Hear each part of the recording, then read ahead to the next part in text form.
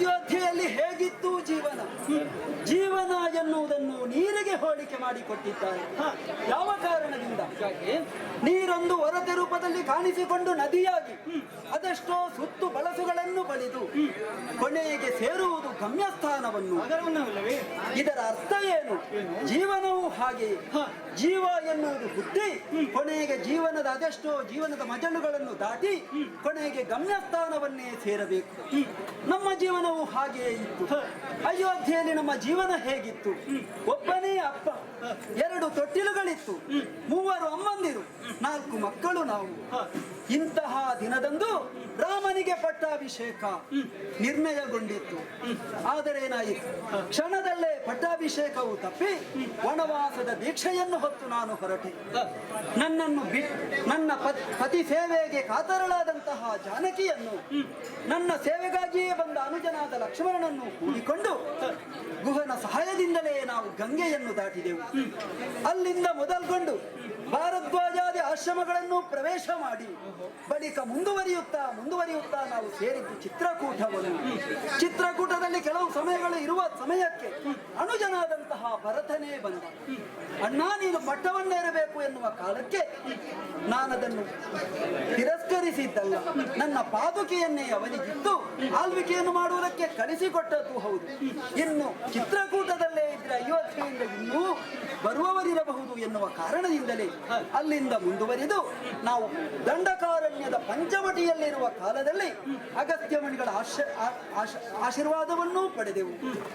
ಅಲ್ಲಿರುವಂತಹ ಕಾಲಕ್ಕೆ ಮುನಿಗಳ ಮಾತಿನಂತೆ ಧನುಜರ ಬಾಧೆಯನ್ನೆಲ್ಲ ಪರಿಹರಿಸಿದ ಬಳಿಕ ನಾನು ಹಾಗೂ ಅನುಜನಾದ ಲಕ್ಷ್ಮಣ ಇಲ್ಲದ ವೇಳೆಯಲ್ಲಿ ಕಾಂಚನ ಮೃಗ ಕಾಮಿತೆಯಾದಂತಹ ಜಾನಕಿಯನ್ನು ದುಷ್ಟರಾವನ ಅಪಹರಿಸಿದ್ದಾನೆ ಎನ್ನುವುದನ್ನು ಜಟಾಯುವಿನಿಂದ ತಿಳಿದು ಜಟಾಯುವಿಗೆ ಮೋಕ್ಷವನ್ನಿತ್ತು ಶಬರಿ ಮೋಕ್ಷವನ್ನು ಗೈದ ಬಳಿಕ ನಾವು ಸೇರಿದ್ದು ಪಂಪಾ ತೀರವನ್ನು ಸೇರಿದ ಮೇಲೆ ಹನುಮನಿಂದಲೇ ಸುಗ್ರೀವ ಸಖ್ಯವಾಯಿತು. ಸುಗ್ರೀವ ಸಖ್ಯವನ್ನು ಗೈದು ವಾಲಿಗೆ ಮೋಕ್ಷವನ್ನು ಅನುಗ್ರಹಿಸಿದ ಬಳಿಕ ಕಿಷ್ಕಿಂಧೆಯ ಪಟ್ಟವನ್ನು ಸುಗ್ರೀವನಿಗಿದ್ದು ಮಳೆಗಾಲವನ್ನು ಕಳೆದು ಸೀತಾನ್ವೇಷಣಾ ಕಾರ್ಯವು ಮೊದಲುಗೊಂಡಿತು. ಈ ಕಾರ್ಯದ ಬಗ್ಗೆ ಹೇಳುವುದಿದ್ರೆ ಕಪಿಗಳ ಸಾಹಸವಾದರೂ ಎಂತದ್ದು.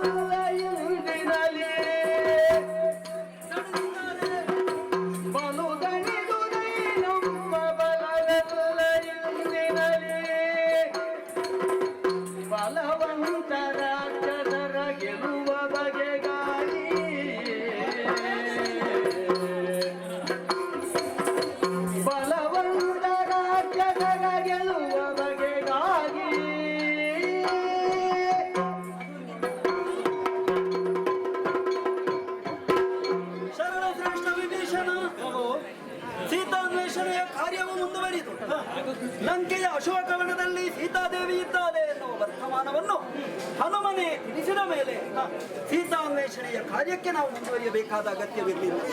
ಸೀತಾದೇವಿಯನ್ನು ತರಬೇಕು ಎನ್ನುವ ಕಾರಣದಿಂದಲೇ ನಮಗೆ ಇಲ್ಲಿಂದ ಲಂಕೆಗೆ ದಾಟುವುದಕ್ಕೆ ಸೇತುವಿನ ಅಗತ್ಯ ಇತ್ತೋ ಎನ್ನುವುದು ಪ್ರಶ್ನೆಯಲ್ಲ.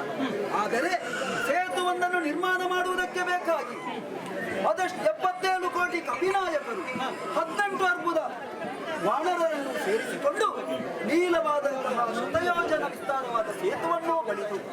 ಆ ಬಳಿಕ ನಾವು ಲಂಕೆಯನ್ನು ತಲುಪಿದ ಮೇಲೆ ಏನಾಯಿತು? ಇಲ್ಲಿಂದಲೇ ಇಂತಹ ದುಷ್ಕೃತ್ಯ ಮಾಡಿದಂತಹ ರಾವಣ ಮುಂದೊಂದು ನಿನ್ನ ಶಿರಛೇದನವಾಗುವುದಕ್ಕೆ ಸಮಯ ಉಂಟು ಎನ್ನುವ ಸಂಖ್ಯೆಯನ್ನು ನಾನು ಏನು ಮಾಡಿದೆ? ಆ ಕಾರಣಕ್ಕೆ ಅವನ ಕೊಡೆಯನ್ನೇ ಕತ್ತರಿಸಿದೆ. ಆ ಬಳಿಕ ಸಾರಿಕೊಂಡರೆ ಪಾಪವಿಲ್ಲ ಎನ್ನುವ ಹಾಗೆ ಅಂಗದನನ್ನು ಸಂಧಾನಕ್ಕೆ ಕಳಿಸಿಕೊಟ್ಟರೆ ಸಂಧಾನವು ವಿಫಲಗೊಂಡಿತು. ಆ ಕಾಲಕ್ಕೆ ಶರಣನಾದ ವಿಭೀಷಣನಾದ ನೀನು ನಮ್ಮ ಪಕ್ಷಕ್ಕೆ ಬಂದೆಯಯ್ಯ. ನೀನು ಮಾಡಿದ ಉಪಕಾರವಾದರೂ ಏನು, ಕಪಿಗಡನ ಮಾಡಿದ ಉಪಕಾರವಾದರೂ ಏನು, ಇದನ್ನು ಮರೆಯುವುದಕ್ಕಿಲ್ಲ. ಅಂತಹ ಸಹಾಯಗಳನ್ನು ನೀವು ಮಾಡಿದವರು. ಇಂತಹ ಕಾಲದಲ್ಲಿ ನೀನು ನಮ್ಮ ಪಕ್ಷದಲ್ಲಿದ್ದುಕೊಂಡು ದುಷ್ಟ ರಾವಣನ ಕಡೆಯಿಂದ ಯಾರು ಬರ್ತಾರೋ ಅವರ ಬಗ್ಗೆ ಸ್ಪಷ್ಟವಾದ ಮಾಹಿತಿಯನ್ನು ಒದಗಿಸುತ್ತಾ ಇದ್ದು ಇದುವರೆಗೆ ಅದೆಷ್ಟೋ ರಾಕ್ಷಸರು ಬಂದರು. ಅದರಲ್ಲೂ ಆ ಕಡೆಯಿಂದ ಬಂದಂತಹ ಕುಂಭಕರ್ಣ, ದೇವಾಂತಕ, ನರಾಂತಕಾದಿಗಳ ವಧೆಯೂ ಈ ದಿನಕ್ಕಾಯಿತಲ್ಲ. ಆದರೆ ಹಿಂದಿನ ಯುದ್ಧ ಮುಗಿದು ಎಂಬನಿಗರುಳು ಕರಣಿ ಎಂಬರವನಿದ ಅಪರಾಮುದಿಗೆ ಮುಗಿದವುದಂಬೋಜನಿಗರ ಎಂಬನಿಗರುಳು ಕರಣಿ ಎಂಬರವ ಇಳಿದ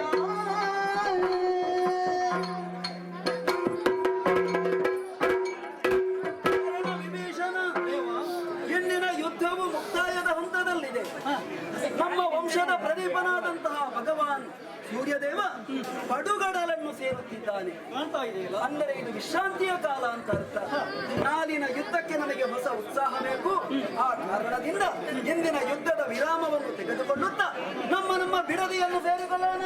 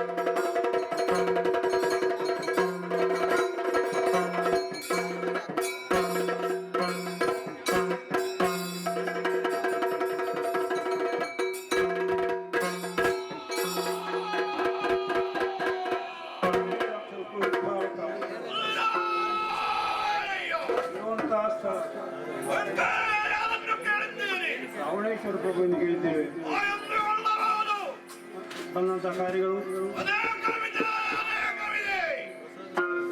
ಬಳಿಗ ಬಳುವಿನ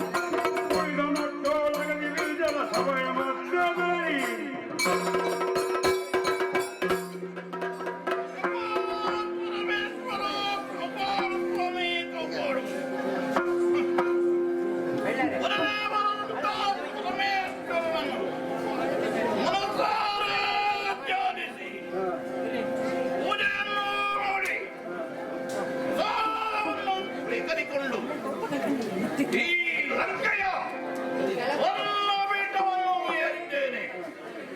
ಬೆಟ್ಟವು ಬೆಟ್ಟದಿ ನಮಗೆ 4 ಮಂದಿ ಮಕ್ಕಳು ನಾವು. ಹಿರಿಯನಾದವನೇ ನಾನೇ ರಾವಣೇಶ್ವರ. ಅಮ್ಮನಾದ ಕುಂಭಶ್ರವಣ, ವಿಭೀಷಣ.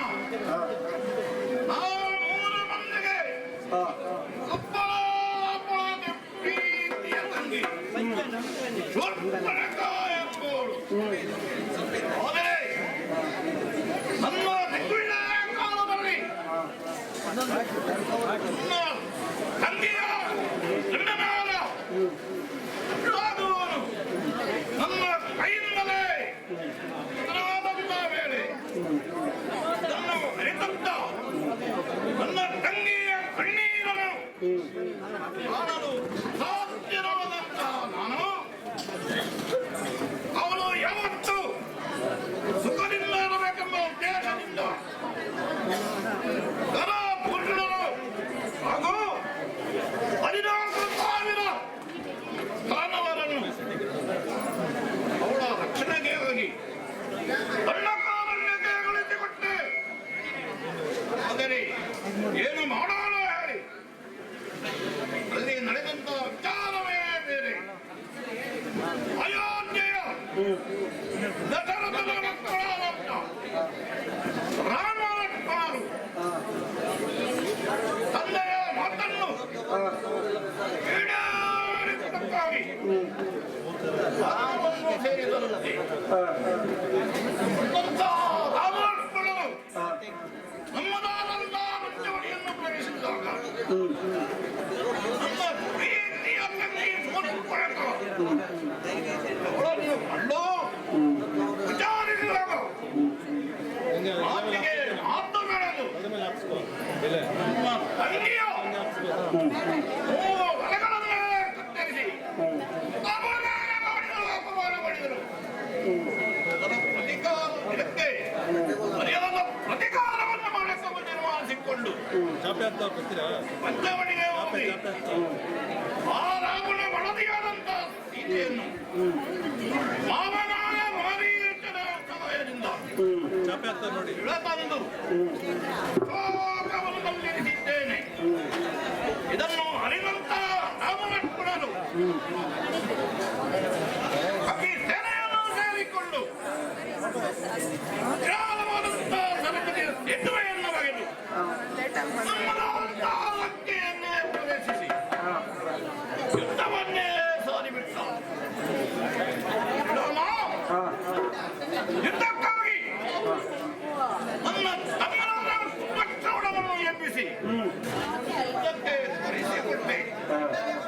ಆದರೆ ಏನು ಮಾಡೋಣ ಹೇಳಿ, ಆ ರಾಮ ಲಕ್ಷ್ಮಣರು ನನ್ನ ತಮ್ಮನಾದ ಕುಂಭಶ್ರವಣವನ್ನು ಯಮಪುರಕ್ಕೆ ಹೊರಟಿದ್ದರು. ಏನು ಮಾಡೋಣ? ಯುದ್ಧವನ್ನು ನಿಲ್ಲಿಸಬೇಕಾಗುತ್ತದೆ. ಖಂಡಿತವಾಗಿ ಅದಕ್ಕಾಗಿ ಇಂದಿನ ದಿವಸ ವಿಶೇಷವಾದ ಯುದ್ಧ ನಡೆಯಬೇಕು. ಅದಕ್ಕಾಗಿ ವಿಶೇಷವಾದಂತಹ ಪೂಜೆಯನ್ನು ಸಲ್ಲಿಸಿ ನಮ್ಮ ಸೇನೆಯಲ್ಲಿ ಬಲಿಷ್ಠರಾದಂತ ನಾರಾಂತಕ ದೇವಾಂಗವೆಂಬ ಬಲಿಷ್ಠ ಸೇನೆಯನ್ನು ಮತ್ತೆ ಕಳಿಸಿಕೊಟ್ಟವನಿದ್ದೇನೆ. ಆದರೆ ಇಂದಿನ ಯುದ್ಧದ ಪರಿಣಾಮ ಏನು ಎಂಬುದನ್ನು ಅರಿವಾಗಿ ಹೋದೆ. ಇಂದಿನ ಯುದ್ಧದ ವಿಚಾರ ಈಗ ತಾನೇ ಬರುತ್ತದೆ ಎಂಬ ನಿರೀಕ್ಷೆಯಲ್ಲೇ ಇದ್ದವನು ನಾನು. ಯಾರದು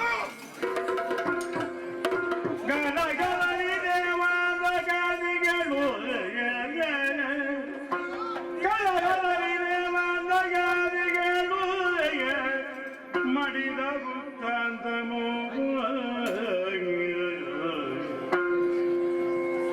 ಮಡಿದ ವೃತ್ತಾಂತಮೋ ಬಲ್ಲ ಕಳದಿರಗರುಹಿದರು ಕಾಲಗಣನಿಗ ಬೀದಿಯಲ್ಲಿ ರಾವಣೇಶ್ವರ ಮಹಾಪ್ರಭುಗಳಿಗೆ ವಂದಿಸಿಕೊಂಡಿದ್ದೇನೆ ಪ್ರಭು, ವಂದಿಸಿಕೊಂಡಿದ್ದೇನೆ. ನಾನು ಯುದ್ಧ ಭೂಮಿಯಿಂದ ಬಂದವ ಪ್ರಭು, ಮನೆಯಿಂದ ಬಂದವಲ್ಲ. ನಾನು ನೀನು ಮನೆಯಿಂದ ಬಂದವನಲ್ಲ, ಯುದ್ಧ ಮಾಡುವಲ್ಲಿಂದ ಇಲ್ಲಿಗೆ ಓಡಾಡಿಕೊಂಡು ಬಂದಿದ್ದೇನೆ ಪ್ರಭು. ನೀನು ಅಲ್ಲಿ ನಡೆದ ವಿಚಾರವನ್ನು ಹೇಳುವುದಕ್ಕಾಗಿ ಓಡಾಡಿಕೊಂಡು ಬಂದಿದ್ದೇನೆ ಪ್ರಭು. ಏನಾಯಿತು ಅಲ್ಲೇ ಗೊತ್ತಾ? ಪಾಲಿಸಬೇಕು ಪ್ರಭು.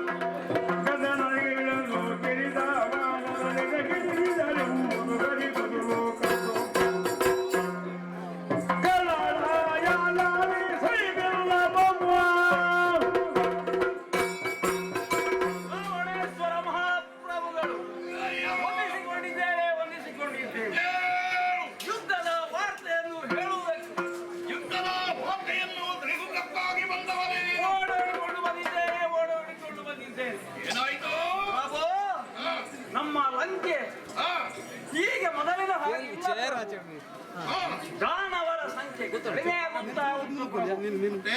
ಕಪಿಗಳ ಸಂಖ್ಯೆ ಹೆಚ್ಚಾಗುತ್ತಾ ಉಂಟು. ಕಪಿಗಳ ಸಂಖ್ಯೆ ಸ್ವರ್ಣಲಂಕೆ. ಈ ಸ್ವರ್ಣಲಂಕೆಯನ್ನು ಎಷ್ಟು ಉದ್ಧಾರ ಮಾಡಿದ್ದೀರಿ ನೀವು. ಎಲ್ಲಿ ನೋಡಿದರೂ ಬಂಗಾರ. ಈ ಲಂಕೆಯಲ್ಲಿ ಏನೂ ಇರಲಿಲ್ಲ. ಆದರೆ ಪ್ರಯತ್ನದಿಂದ ಚಿನ್ನದ ಲಂಕೆ ಲಂಕೆಯನ್ನು ಲಂಕೆಯನ್ನಾಗಿ ಮಾಡಿದ್ದೀರಿ. ಹೌದು, ನಾವು ತಂಗರಲ್ಲೇ ಪ್ರಭು. ಆದರೆ ಏನಾಯಿತು? ಆ ಇಬ್ಬರು ಮಾನವರು ಬಂದ ಮೇಲೆ ಮಾನವರೇ ಇಲ್ಲಿಯ ಪರಿಸ್ಥಿತಿ ಚಿಂತಾಜನಕವಾಗಿದೆ ಪ್ರಭು. ಏನಾಗಿದೆ? ಅವರು ಮಾಡಿದ ಕೃತ್ಯವ ಪ್ರಭು, ಆ ಕಪಿಗಳನ್ನೆಲ್ಲ ಸೇರಿಸಿಕೊಂಡು ಈ ಲಂಕಾ ರಾಷ್ಟ್ರಕ್ಕೆ ಬಂದು ಏನು ಮಾಡಿದ್ರು ಗೊತ್ತೇ?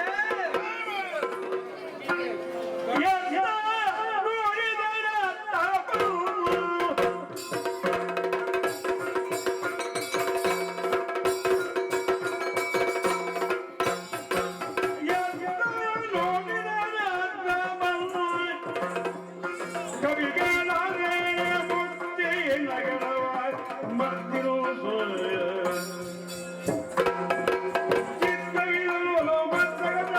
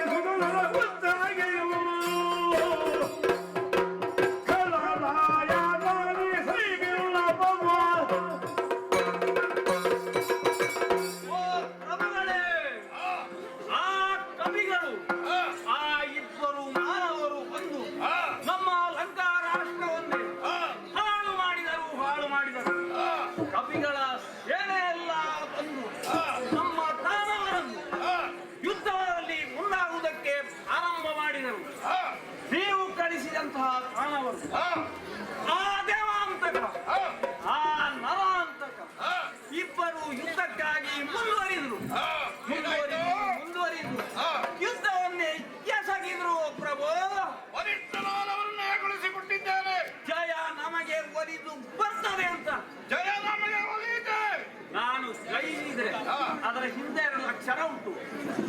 ಅಪಜಯ ಅಪ್ಪಾಜಯ ಅಪಜಯವು ನಮಗೆ ಬಂತು ಪ್ರಭು. ಅಮ್ಮ ಬೋಧೆಗೆ ಅಪ್ಪಜಯವೇ ಅಪಜಯ ಬಂತು ಪ್ರಭು. ಆ ಕವಿಗಳ ಜೊತೆ ಒಬ್ಬ ಹನುಮಂತ ಅಂತ ಇದ್ದ, ಇನ್ನೊಬ್ಬ ಅಂಗದ ಅಂತ ಇದ್ದ. ಇಬ್ಬರು ಸೇರಿ ದೇವಾಂತಕ ನರಾಂತಕರನ್ನು ಕೊಂದೊಯ್ದರು ಪ್ರಭು.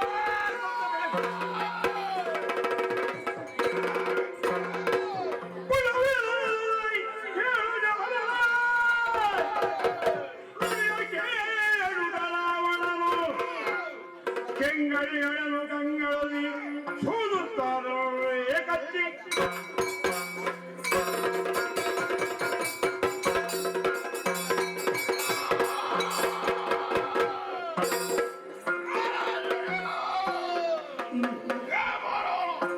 ಯುದ್ಧಕ್ಕಾಗಿ ನಮ್ಮವರನ್ನು ಕಳಿಸಿಕೊಟ್ಟೆ.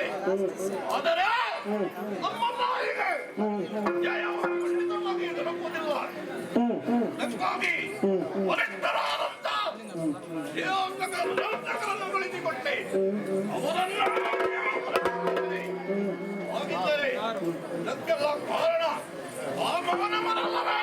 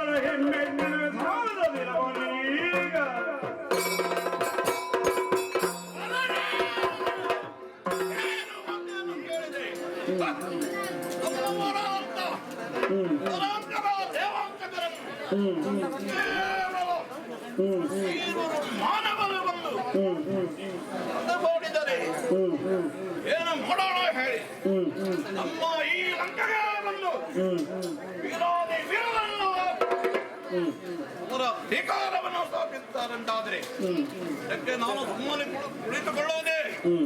ಈ ಲಂಕೆಯನ್ನು ಅಂತ ರಾವಣೇಶ್ವರ ಯಾವತ್ತು ಮುಂದೆ ಹಿಂದೆ ಇಡುವವನಲ್ಲ. ಆದರೆ ಈ ಮಾನವರಿಗೆ ಸಹಾಯ ಬೆಂಗಾಲಾಗಿ ಬಂದವರು ಆ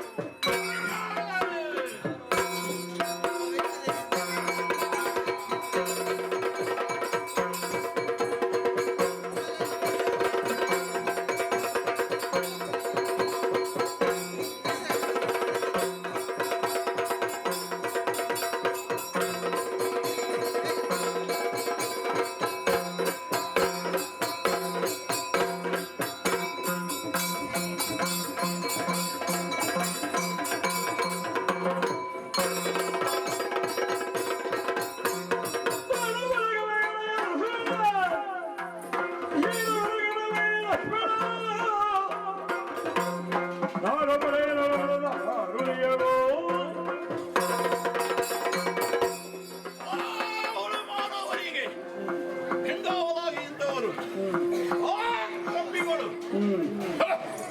ವರಿಷ್ಠರಾದಂತ ಈ ರಾವಣೇಶ್ವರನಿಗೆ ಓ ಕಪ್ಪಿಗಳು ಯಾವ ಲೆಕ್ಕ ಬಂದಂತ ಕಪ್ಪಿಗಳು ಭಾಗವನ್ನು ಹಿಡಿದು ನೆಲಕ್ಕೆ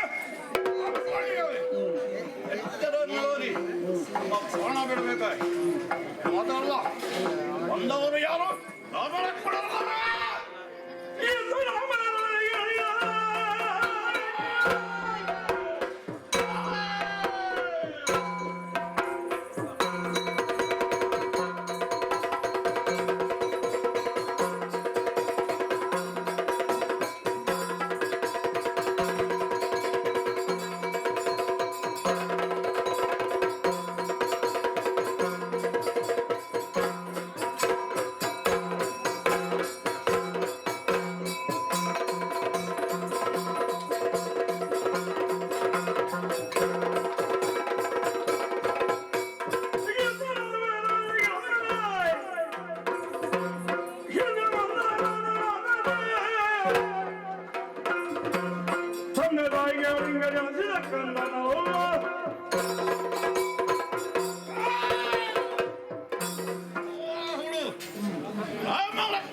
ಅವರಿಗೆ ತಕ್ಕದಾದಂತ ಶಿಕ್ಷೆಯನ್ನು ಕೊಡದೆ ಇದ್ದರೆ ನಾನು ರಾವಣಾಸುರನೇ ಅಲ್ಲ, ನನ್ನ ತಂದೆ ತಾಯಿಗಳ ಪ್ರೀತಿಯ ಸುಖವೇ ಅಲ್ಲ.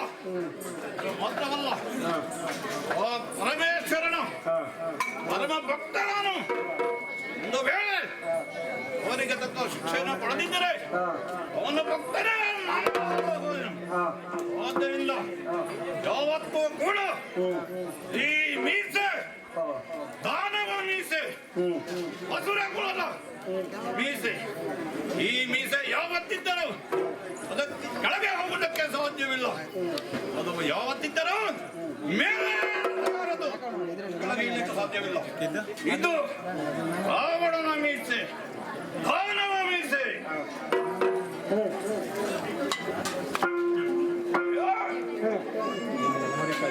ಈ ವಿಚಾರ ನಮಗೆ ಆಲೋಚನೆ ಮಾಡಬೇಕಾಗಿದೆ.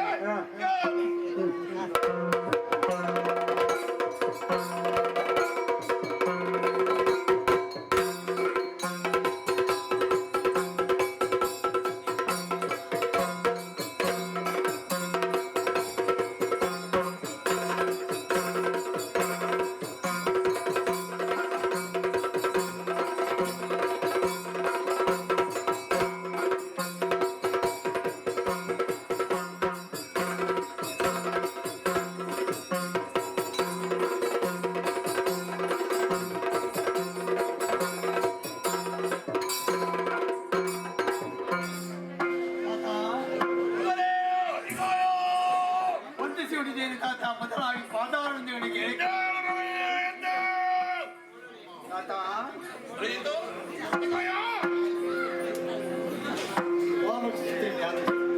ಯಾರಿಗೆ ಮರುಳಾಯ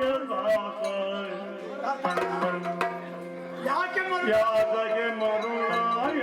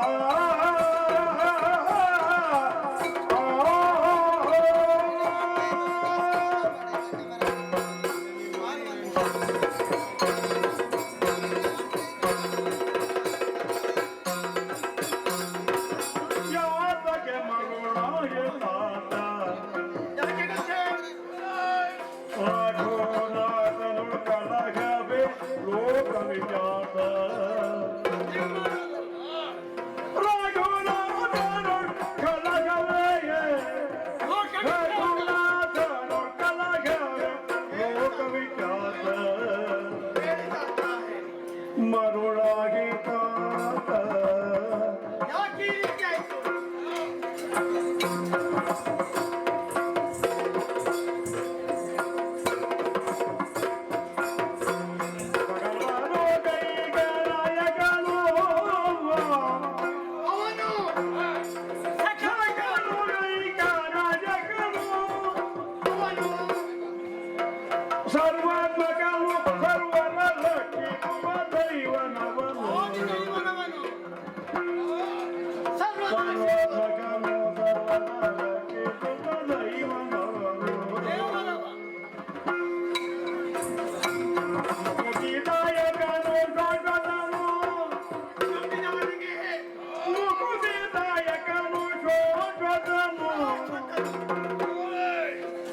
ನಿನ್ನ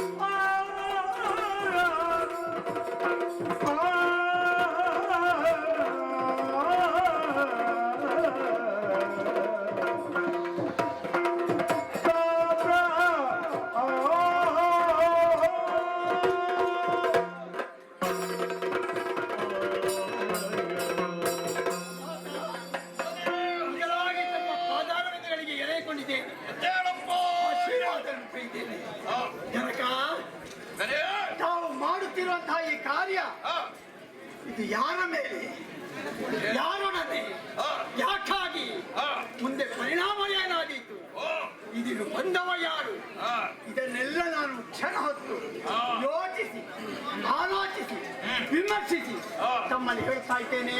ಏನೋ ಆತ, ನೀವು ಮಾಡಿದ್ದು ತಪ್ಪಾಯ್ತು ಅಂತ ಕಾಣ್ತದೆ. ಏ, ಯಾಕೆ ಯಾಕೆ ಯಾಕೆ ಮರುಳಾದೀವಿ? ಯಾವ ವಿಷಯದಲ್ಲಿ? ಯಾವ ವಿಚಾರದಲ್ಲಿ ರಘುನಾಥನೊಡನೆ ಕಲಹ, ಆ, ಅವರೊಡನೆ ಹೋರಾಡುವುದು, ಆ, ಹೋರಾಟದಲ್ಲಿ ಜಯಗಳಿಸುವುದು ಆ, ಸಾಧ್ಯವಾದಿದ್ದೆ? ಏನದು ಅಸಾಧ್ಯವಾದುದು, ಅಸಾಧ್ಯವಾದುದು. ಯಾಕೆ ಅವನು ಸಕಲ ಲೋಕೈಕ ನಾಯಕ, ಆ, ಸಕಲರನ್ನು ರಕ್ಷಿಸುವಂತಹ ಆ, ಆದಿ ದೈವನವನು.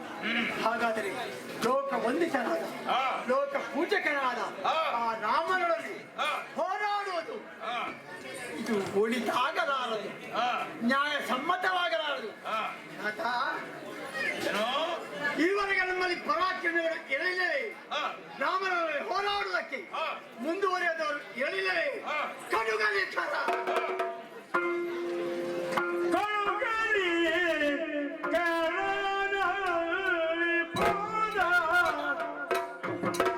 ಆತ, ಕಳುಗಲಿ ಕರನಲ್ಲಿ ಪೋದ ಹಿಂದೆ ಚಿನ್ನ ಅಡವಿಯುಳ್ ವೀರಾದಿ ವೀರಾದ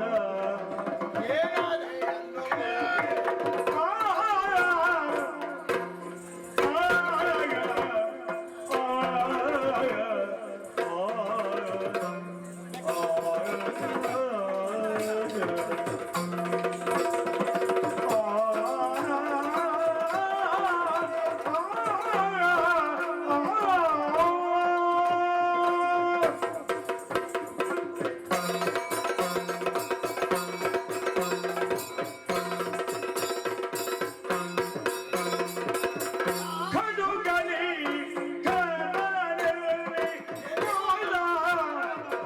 ಹಿಂದೆ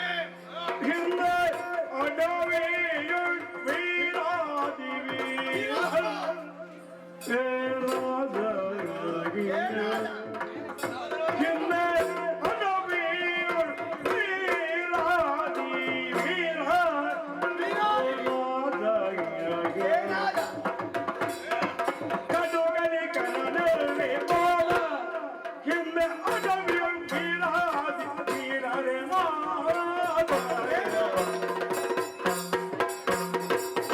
ಅದೇ ಯೋಚಿಸಿ ನೀನೆ ನೋಡು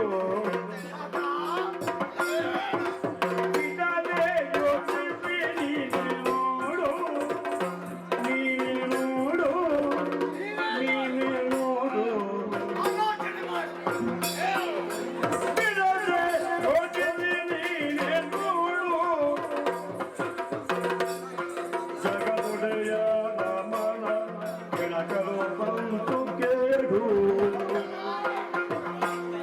ಜಗದೊಡೆಯ ರಾಮನ ಕೆಳಕಲು ಬಂದು ಕೇಳು ಬಿಡದಯ ನೋಡು ಜಗದೊಡೆಯ ರಾಮನ ಕೆಳಕಲು ಬಂದು ಕೇಳು ಕಟುಕಲಿ ಕರನಲ್ಲಿ ಪೋದ ಹಿಂದೆ ಅಡವಿಯುಳ್ ವೀರಾದಿ ವೀರರೇ ರಾಜ ಏನಾದ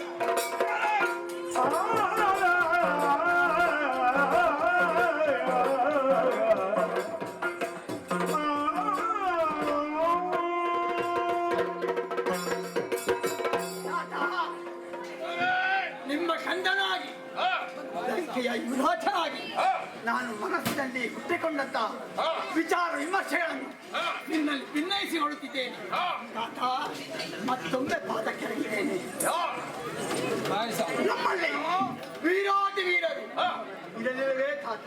ಎಷ್ಟೋ ಮಂದಿ ಇದ್ದರು ಆ ರಾಮನೊಡನೆ, ಆ ಮಾನವಾದಿಪ್ಪ ರಾಮನೊಡನೆ ಹೋರಾಡುವುದಕ್ಕೆ ಆ, ಬೇಕಾದಷ್ಟು ಜನ ಇದ್ದರು. ಕಟುಗಲಿ ಖರ ಆ, ಏನಾದ ತಾತ? ಬೇಡ, ಹಿಂದೆ ಅಡವಿಯನ್ನು ಸಂಪೂರ್ಣವಾಗಿ ವಚನದಲ್ಲಿ ಮಾಡ್ತಿದ್ದಂತಹ ವೀರ ವಿರಾಟ ನನಗೆ ಏನಾದ ಆದ್ದರಿಂದ ಒಂದು ಕ್ಷಣ ನೀನು ನಡೆದು ಬಂದ ದಾರಿಯನ್ನು ಆಲೋಚನೆ ಮಾಡು. ಎಸಗಿದ ಕಾರ್ಯದ ಕುರಿತು ಕ್ಷಣ ಹೊತ್ತು ಚಿಂತಿಸು. ನಾಳಿನದ್ದು ಬೇಡ, ಮುಂದೆ ಮತ್ತೇನಾಗುತ್ತೆ ಬೇಡ. ಈಗ ನಡೆಯುವುದು ನಡೆದೇ ನಡೆಯುತ್ತದೆ. ನಿನ್ನೆ ನಡೆದಿದೆ ಕ್ಷಣ ಹೊತ್ತು ಆಲೋಚಿಸಿ. ಆದ್ದರಿಂದ ಒಂದು ಮಾತು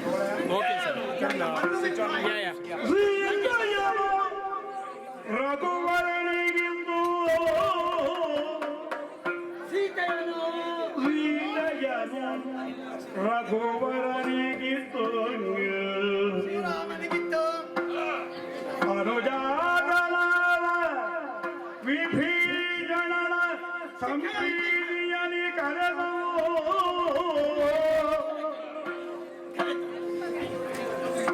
ಅನುಜಾತನಾದ ವಿಭೀಷಣನ ಸಂಪೀಡಿಯನಿ ಕರೆದಂದು ತರಬೇಕು.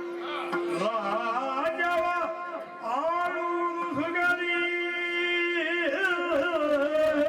ರಾಜ್ಯವನ್ನಾಳುವುದು ಸುಖದಲ್ಲಿ ಸೀತೆಯನು ರಘುವರನಿಗಿತ್ತು ಅನುಜಾತನಾದ ವಿಭೀಷಣ ಅನುಜಾತನಾದ ವಿಭೀಷಣನ ಸಂಪ್ರೀತಿಯಲ್ಲಿ ಕರೆತಂದು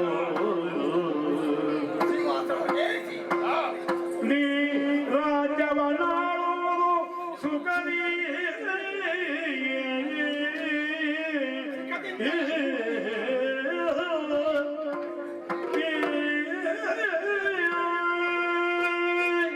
ಜನಕ ನಿಮ್ಮ ಮಾತಿಗೆ ಅಡ್ಯಾತಕವನ್ನುಂಟು ಮಾಡ್ತಿದ್ದೇನೆ. ನಮ್ಮ ಮಾತನ್ನು ಅಲ್ಲಗಡೆ ತಿಳಿಯಬಾರದು. ನಿಮ್ಮ ಮಗನಾಗಿ ಯುವರಾಜನಾಗಿ ನನ್ನ ಮನದ ಅಭಿಪ್ರಾಯವನ್ನು ನಿಮ್ಮಲ್ಲಿ ನಿರ್ಣಯಿಸಿಕೊಳ್ಳುತ್ತಿದ್ದೇನೆ. ಆತಃ ಶ್ರೀರಾಮಚಂದ್ರನ ಮಡದಿಯಾದ ಸೀತೆಯನ್ನು ತಾವು ಅಪಹರಿಸಿದರು. ಹಾಗಾದರೆ ಇನ್ನೊಬ್ಬನ ಮಡದಿ ರಾಮನ ಹೆಂಡತಿ ಸೀತೆ ನಮ್ಮಲ್ಲಿ ಕಣ್ಣೀರಿಸುತ್ತಾ ಇರಬೇಕೆ? ಅವಳ ಕಣ್ಣೀರಿಗೆ ನಾವು ಬಾಧಕರಾಗಬೇಕೆ? ಆದ್ದರಿಂದ ಸೀತೆಯನ್ನು ರಘುವರನಿಗೆ ಕೊಂಡೊಯ್ದು ಅವನಿಗಿತ್ತು ಆಶೀರ್ವಾದವನ್ನು ಪಡೆಯುವುದು. ನಿಮ್ಮ ತಮ್ಮ ವಿಭೀಷಣ ವಿಭೀಷಣ ಯಾವ ತಪ್ಪೆಸಗಿದ್ದಾರೆಂಬುದಾಗಿ ಅವರನ್ನು ರಾಜ್ಯದಿಂದ ರಾಜ ಬಹಿಷ್ಕಾರವನ್ನು ಮಾಡಿದ್ದೇವೆ. ಹೌದು, ಆದ್ದರಿಂದ ನಮ್ಮ ಮಾತನ್ನು ಕೇಳದ ಕಾರಣ ಹೊರನಂಬಿದ್ದೇನೆ. ನಿಮ್ಮ ಮಾತು ಸರಿಯೋ ತಪ್ಪು ವಿಮರ್ಶಿಸಿಕೊಳ್ಳದೆ ಎದುರಾಡಿದ್ದಾನೆಂದು ತಿಳಿದು ಅತ್ಯಂತ ವಿಭೀಷಣನ ಸಂಪ್ರೀತಿಯಲ್ಲಿ ಕರೆತಂದು ಸಿಂಹಾಸನವನ್ನು ಅವನಿಗಿದ್ದು ರಾಜ್ಯವನ್ನು ಸುಖವಾಗಿ ಆಳೋಣ, ಪ್ರಜೆಗಳನ್ನು ಸಂತೋಷದಲ್ಲಿ ಪಾಲಿಸೋಣ. ಇದು ನನ್ನ ಮನದ ಅಭಿಪ್ರಾಯ. ತಮ್ಮ ಅಭಿಪ್ರಾಯ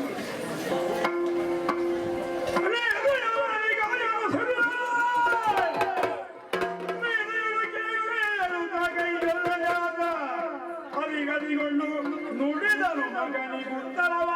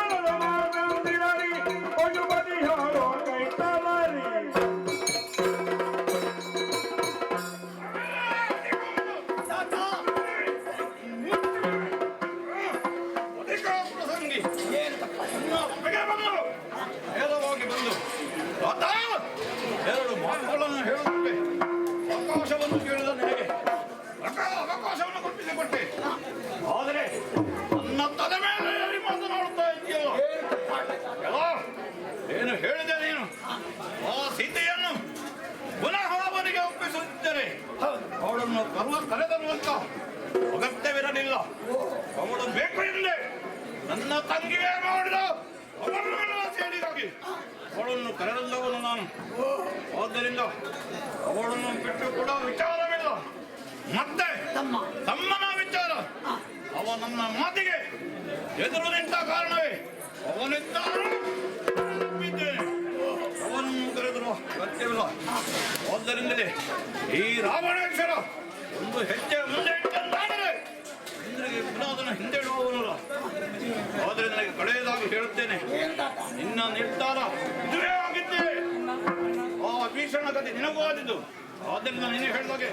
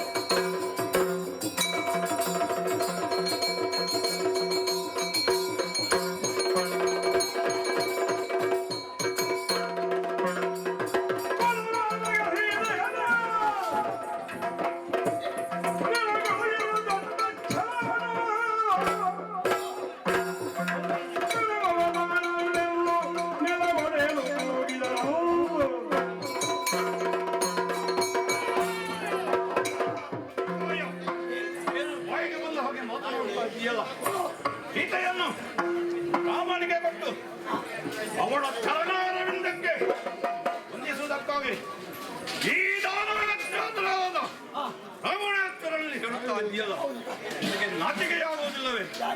ನಮ್ಮ ಸೇನೆಯಲ್ಲಿ ಅದೆಷ್ಟು ಪರಾಕ್ರಮಿಗಳು ಇದ್ದಾರೆ, ಆದರೂ ನಿನ್ನಂತೆ ಬಲಹೀನರನ್ನು ನಾನು ಕಾಣೆ.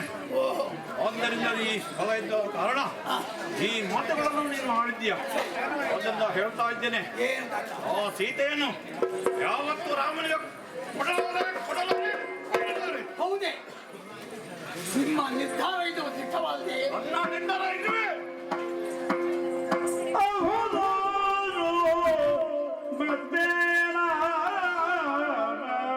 ಚಿತ್ತದಲ್ಲಿ ಯೋಚನೆ ಏನು?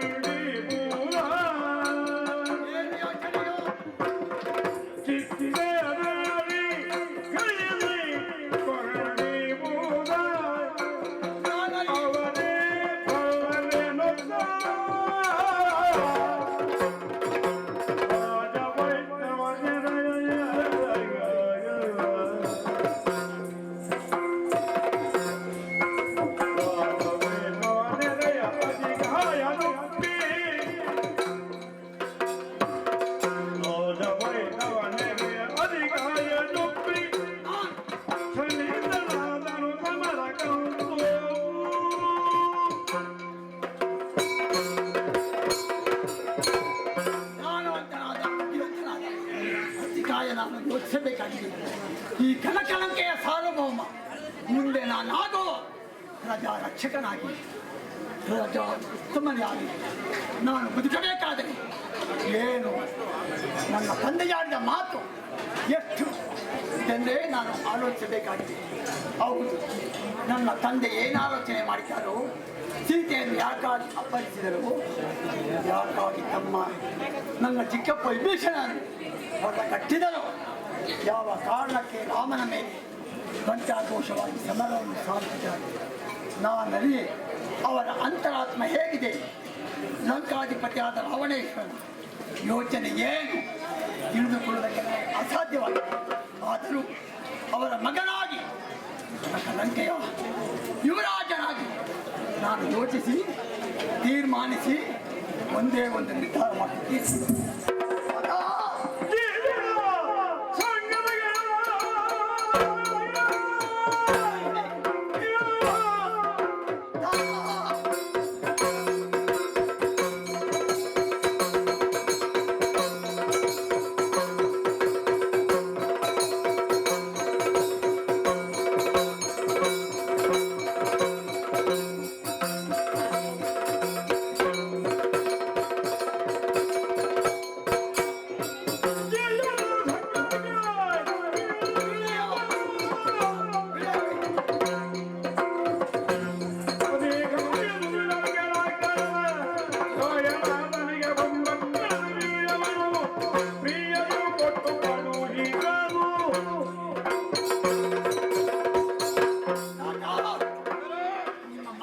ವೀರ ಅತಿಕಾಯನಾಗಿ ನಿಮ್ಮ ಪಾದಾರವಿಂದ ಕಳೆದಿದ್ದೇನೆ. ಈವರೆಗೆ ನಡೆದುದು ಕಳೆದುದು ವಿಚಾರ ವಿಮರ್ಶೆಗಳಲ್ಲಿ ಬಿಟ್ಟಿದೆ. ತಾತ ನನ್ನ ಬೀಜವನ್ನು ಕೊಡಿ, ನನ್ನ ಕಪ್ಪಣೆಯನ್ನು ಕೊಡಿ, ನನ್ನ ಧಾರುಣಿಯಲ್ಲಿ ವೀರಾದಿ ವೀರನಾಗಿ ಮೆರೆದು ಪಡೆಯವರಿಗೆ ತಕ್ಕ ಉತ್ತರವನ್ನು ಒಂದು ಅಡಿಗೆಯಲ್ಲಿ ಕೋಪದಿಂದ ನಿನ್ನನ್ನು ಬೈದಂತೂ ನಿಜ. ಆದರೆ ಏನು ಮಾಡೋಣ ಹೇಳು? ನಿನ್ನ ಬಾಯಿಯಿಂದ ಅಂತ ಮಾತುಗಳು ಬರುವಾಗ ಯಾರಾದರೂ ಸುಮ್ಮನಿದ್ದಾರ? ನಮ್ಮ ಧೌಲದಲ್ಲಿ ದುರ್ಬಲವಿಲ್ಲದವರು ಯಾರೂ ಇಲ್ಲ. ದುರ್ಬಲ ಇಲ್ಲದವರ ಹಾಗೆ ವರ್ತಿಸುವ ಕಾರಣವೇ ಕೆಲ ಸಮಯದಲ್ಲಿ ನಮ್ಮನ್ನು ಬೈದದ್ದು ಹೌದು. ಸರಿ, ಹಾಗಿದ್ದರೆ ಈಗ ನಿನ್ನ ಮಾತುಗಳನ್ನು ಕೇಳಿದಾಗ ನನಗೆ ಸಂತೋಷವಾಗಿದೆ.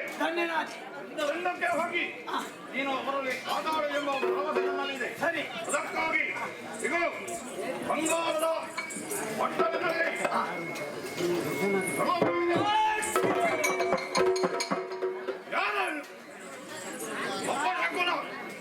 ನೀವೇನು ಮಾಡುತ್ತಾ ಇರುವುದು? ಒಂದು ಒಳ್ಳೆಯ ಕಾರ್ಯಕ್ಕಾಗಿ ಯುದ್ಧರಂಗಕ್ಕೆಲ್ಲ ಹೊರಡದಂತವನಿಗೆ ರಣವೀರ್ಯವನ್ನು ಕೊಡುವಂತ ಕಾಲಕ್ಕೆ ನನಗೂ ಒಂದು ಮೂಲ್ಯ ಕೊಟ್ಟು ಅಪಶಕನವಾಗಿ ಬಂದೇ ಅಲ್ಲ. ನನಗೂ ಕೊಡಿ. ಮೊದಲು ಮಾತನಾಡಬಾರದು, ಸುಮ್ಮನೆ ನಿಂತುಕೊಳ್ಳಬೇಕು. ಆಗಲಿ. ಮಗನೇ, ಬಂಗಾರದ ಪಟ್ಟಣದಲ್ಲಿ ರಣವೀರ್ಯವನ್ನು ನಿನಗೆ ಎತ್ತದ ನಿನ್ನದು.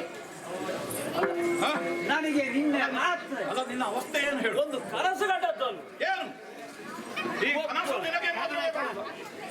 ಹೂವೆಲ್ಲ ಹಾಕಿಕೊಂಡು ಕತ್ತೆಯ ಮೇಲೆ ಸವಾರಿ ಮಾಡಿಕೊಂಡು ಹೋಗುತ್ತಿದ್ದಾನೆ. ಕಡೆಯಲ್ಲಿ ಕತ್ತೆಯ ಮೇಲೆ ಸವಾರಿ ಮಾಡಿ ಹೋಗುತ್ತಾ ಇದ್ದಾರೆ. ನಿನ್ನೆ ರಾತ್ರಿ ನನಗೆ ಕನಸು ಕಂಡದ್ದು. ನಿನ್ನ ರಾತ್ರಿ ಅದಕ್ಕೂ ಇದಕ್ಕೂ ಸಂಬಂಧವೇನು? ಏನು ಹೇಳಿ ಹೋಯ್ತು. ನಾನು ಹೇಳುತ್ತೇನೆ, ಸರಿಯಾಗಿ ಹೇಳು. ನಾನು ನನ್ನ ಮಗನನ್ನು ರಣರಂಗ ಕಳುವನಿದ್ದೇನೆ, ಅವನಿಗೆ ರಣವಿಲೆಯನ್ನು ಕೊಡುವನಿದ್ದೇನೆ. ಸ್ವಲ್ಪ ಹೊತ್ತು ನೀನು ನಿನ್ನ ಬಾಯನ್ನು ಮುಚ್ಚಿಕೊಳ್ಳಬೇಕು. ಆಗಲಿ ಪ್ರಭು. ಬಂಗಾರದ ಪಟ್ಟಣದಲ್ಲಿ ನಿನಗೆ ಪೆಟ್ಟಿನ ರುಚಿ ಬೇಕಂತ ನನಗ ಒಂದು ಪುಣ್ಯ ಕೊಡಬೇಕು ಈ ಸಲ. ನೋಡೋಣ. ಬಂಗಾರಗಳ ರಣವಿಲೆಯನ್ನು ಕೊಟ್ಟಿದ್ದೇನೆ. ಅತಿ ಶೀಘ್ರವಾಗಿ ಹೋಗಿ ಆ ಮಾನವನೇ ಹೋರಾಡಿ ಜಯಶೀಲನಾಗಿ ಪ್ರಭುಗಳು ನಿನಗೆ ಅವನಿಗೆ ಯುದ್ಧಕ್ಕೆ ಹೋಗುವುದಕ್ಕೆ ನಾನು ಅವರ ಜೊತೆ ಯುದ್ಧಕ್ಕೆ ಹೋಗುವುದಕ್ಕೆ ನಾನು ಅವರೊಡನೆ ಯುದ್ಧ ಮಾಡುವುದಕ್ಕೆ. ನೀನು ಅವರೊಡನೆ ಹೋಗಿ ಯುದ್ಧ ಮಾಡುತ್ತಿ. ಆಗಲಿ, ಅವನಿಗೊಂದು ಜನವಾದ ಬೇಕಲ್ಲ. ಇದು ಸಾಕು ನಿನಗೆ. ಅದೆಲ್ಲ ಮಾಡುವುದಲ್ಲ. ಆದಷ್ಟು ಬೇಗ ಹೋಗಿ ಜಯಶೀಲನಾಗಿ ಬನ್ನಿ.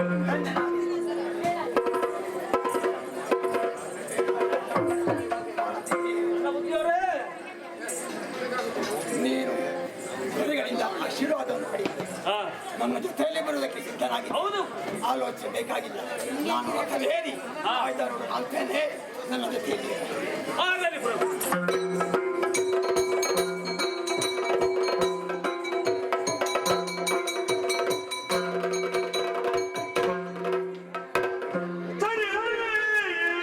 ತುಳಸಿಯ ದಂಡೆಗಳ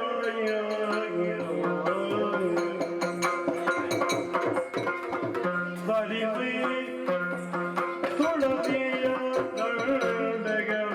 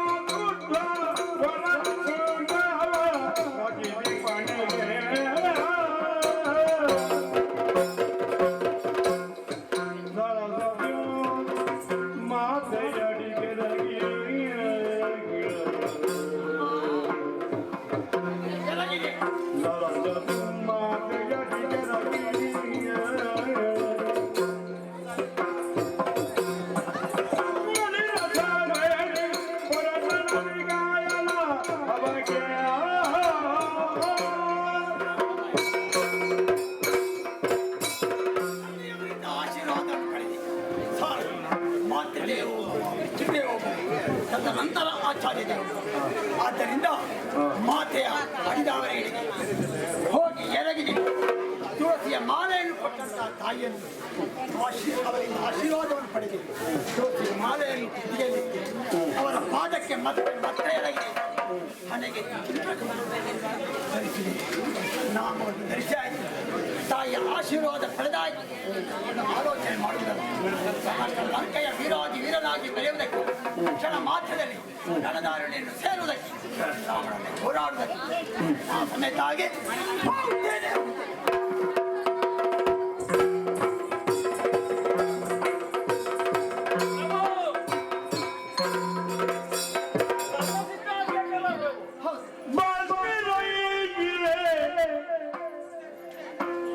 ಬನ್ನಿರಯ್ಯೇ ಸೌದಾದ ಶರದಿಯನು ದಾಟುವರು.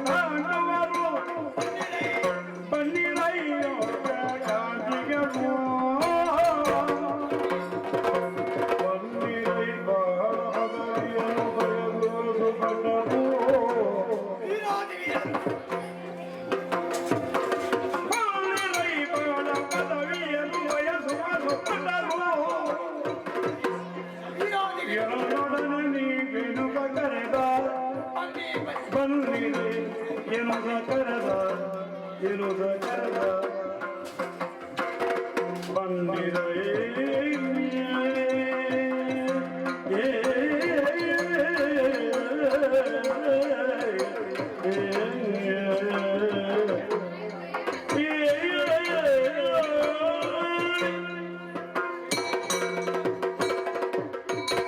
ಲೋಕಾಧಿಪತಿಯಾದ ಸರ್ವ ರಕ್ಷಕನಾದ ಶ್ರೀರಾಮನನ್ನು ಹೋರಾಡುವುದಕ್ಕೆ ತಂದೆಯವರ ಆಶೀರ್ವಾದ ಪಡೆದೆ, ತಾಯಿಯವರ ಅಡಿದವರಿಗೆ ನನಗಿದ್ದೇನೆ, ಅವರಿಂದಲೂ ಆಶೀರ್ವಾದ ಪಡೆದಿದ್ದೇನೆ. ಸಾಲದು, ನಾನು ಓರ್ವನೇ ಯುದ್ಧಕ್ಕೆ ಹೋದರೆ ಸಾಲದು, ಅಂಕೆಯಲ್ಲಿ ಹೇಳ್ತಾರೆ. ಆದ್ದರಿಂದ ಬನ್ನಿರೈ ಮೋಕ್ಷಗಾಮಿಗಳು, ಬನ್ನಿರೈ ದೇವರಿದ್ದಾರೆ, ಸತ್ಯ ಧರ್ಮ ನ್ಯಾಯ ನಿಷ್ಠೆ ಎಂಬುದಿದೆ ಎಂಬುದಾಗಿ ಯೋಚಿಸುವುದು ತಿಳಿದವರು ಯಾರಾದರೂ ಇದ್ದಾರೆ. ವೀರಾದಿವೀರರು ಇದ್ದೀರಿ, ನನಗೆ ಗೊತ್ತು. ಬನ್ನಿ, ಎಲ್ಲರೂ ಬನ್ನಿ. ಯಾಕೆ ಬರುತ್ತದೆ? ಒಬ್ಬರು ಶ್ರೀರಾಮನು ನಂಬುತ್ತಾರೆ, ಒಬ್ಬರು ಶ್ರೀಕೃಷ್ಣ ನಂಬುತ್ತಾರೆ. ಹಾಗೆ ಅದರಲ್ಲಿ ಆ ಬ್ರಹ್ಮದೇವರಲ್ಲಿ ವ್ಯತ್ಯಾಸವಿದೆ. ನಮ್ಮ ಎಲ್ಲರೂ ಒಂದೇ. ಆದ್ದರಿಂದ ಶಿವನ ನಂಬುವವರು ಬೇಗ ಬನ್ನಿ, ರಾಮನ ನಂಬಿಕೆಡೋರು ಬನ್ನಿ, ಕೃಷ್ಣನ ಮೇಲೆ ಅಪಾರ ಭಕ್ತಿಯುಳ್ಳವರು ಅಯ್ಯ ಸಾರಥಿ. ಕೆಲವು ವರ್ಗದವರಿಗೆ ನೀವು ಹೇಳಿದ್ದು ಕೇಳಿ, ಪ್ರಜೆಗಳಿಗೆಲ್ಲ ಹೇಳು. ಅಡ್ಡನಾಮ ಹಾಕಿದವರಿಗೆ ಕೇಳಿದೆ, ಅಡ್ಡನಾಮ ಹಾಕಿದವರು, ಅಡ್ಡನಾಮ ಹಾಕಿದವರಿಗೆ ಕೇಳಿದೆ, ನಾಮವೇ ಇಲ್ಲದವರು ಬನ್ನಿ. ಕೆಲವು ಮಂದಿಗೆ ಮಾತ್ರ ಕೇಳಿ. ಹಾಗಾದ್ರೆ ನೀನೊಮ್ಮೆ ಹೇಳು. ಆಗ ಅವರು ಡಂಗುರ ಹಾಕಿದ್ರೆ ತಂಗುರ ಸಾರಿ, ನಿನ್ನ ಕರ್ತವ್ಯ ಬಂದು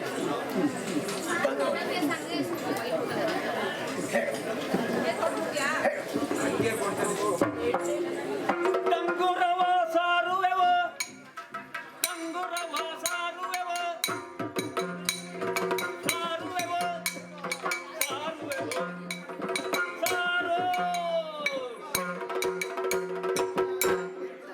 ಕೇಳಿರಯ್ಯ ಕೇಳಿ, ಇವತ್ತು ನಮ್ಮ ರಾವಣೇಶ್ವರನ ನಮ್ಮ ಮಗನಾದಂತಹ ಮಹಾರಾಜರು ಅತಿಕಾಯನೆಂಬವರು ಯುದ್ಧ ಭೂಮಿಗೆ ಹೊರಟಿದ್ದಾರೆ. ಅವರು ಶ್ರೀರಾಮನ ಮುಂದೆ ಯುದ್ಧ ಮಾಡುವುದಕ್ಕೆ ಹೊರಟಿದ್ದಾರೆ. ಅವರು ಮೋಕ್ಷವನ್ನು ಪಡೆಯುವುದಕ್ಕೆ ಹೊರಟಿದ್ದಾರೆ. ಯಾರಿಗೆಲ್ಲ ಮೋಕ್ಷ ಬೇಕು, ಹೆಂಡತಿ ಮಕ್ಕಳನ್ನು ಬಿಟ್ಟು ಬರುವವರು ಯಾರಿದ್ರೆ ನಮ್ಮ ಜೊತೆ ಎಲ್ಲರೂ ಬನ್ನಿ, ಎಲ್ಲರೂ ಬನ್ನಿ.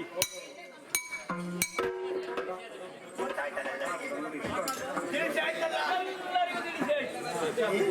ಹಾಗಾದ್ರೆ ತಡ ಮಾಡುವುದಲ್ಲ, ಕ್ಷಣ ಮಾತ್ರದಲ್ಲಿ ಸೇನಾ ಸಮೇತ ಆಗಿ ಕೀರ್ತಿ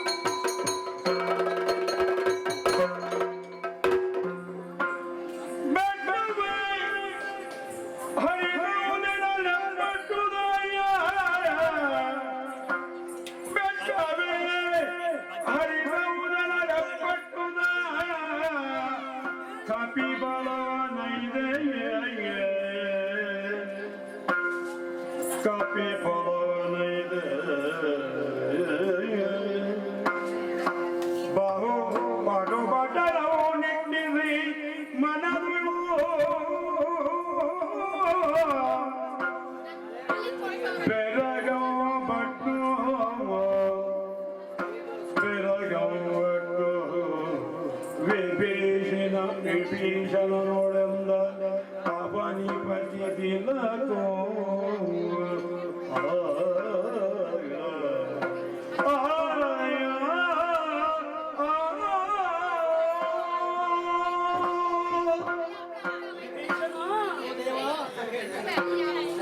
ಅದು ಅದು ಆ ಕಡೆಗೆ ನೋಡು.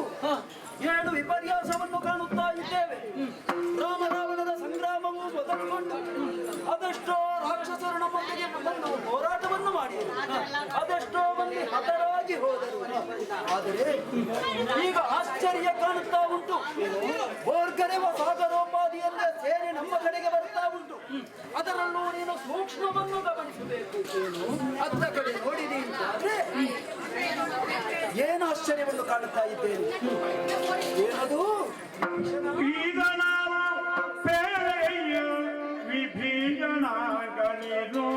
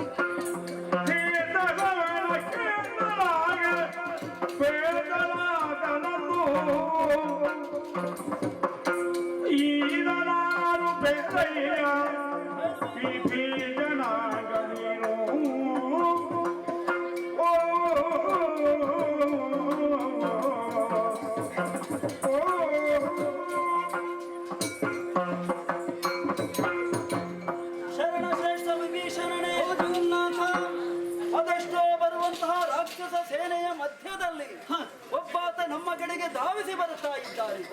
ಇದು ಹೇಗೆ ಗೊತ್ತಾ? ಬೆಟ್ಟಕ್ಕೆ ಜೀವ ಬಂದು ಕೈಕಾಲುಗಳು ಮೂಡಿ ನಮ್ಮೆಡೆಗೆ ಧಾವಿಸಿ ಬಂದ್ರೆ ಏನಾಗುತ್ತೆ? ಅಂತಹ ಆಕಾರವುಳ್ಳಂತಹ ಒಬ್ಬ ರಾಕ್ಷಸ ನಮ್ಮೆಡೆಗೆ ಬರುತ್ತಾ ಇದ್ದಾನೆ. ಇವನ ಕಾಯವು ದೀರ್ಘವಾದುದು. ಇಂಥವನು ಯಾರಿದ್ದಾನೆ? ಇಂಥವನನ್ನು ನಾನು ಭೂತಲದಲ್ಲಿ ಯಾರನ್ನೂ ಕಂಡದ್ದಿಲ್ಲ. ಹೀಗೊಬ್ಬ ಬರುತ್ತಾನೆ ಅಂತಾದ್ರೆ ರಾವಣನ ಸೇನೆಯಲ್ಲಿ ಇನ್ನೂ ಎಷ್ಟು ಜನ ಇಂಥವರಿದ್ದಾರೆ ಎನ್ನುವುದನ್ನು ತಿಳಿಸುವುದರೊಂದಿಗೆ ಈತನಾರು ಅಂತ ತಿಳಿಸಿಕೊಡ್ತೀಯ?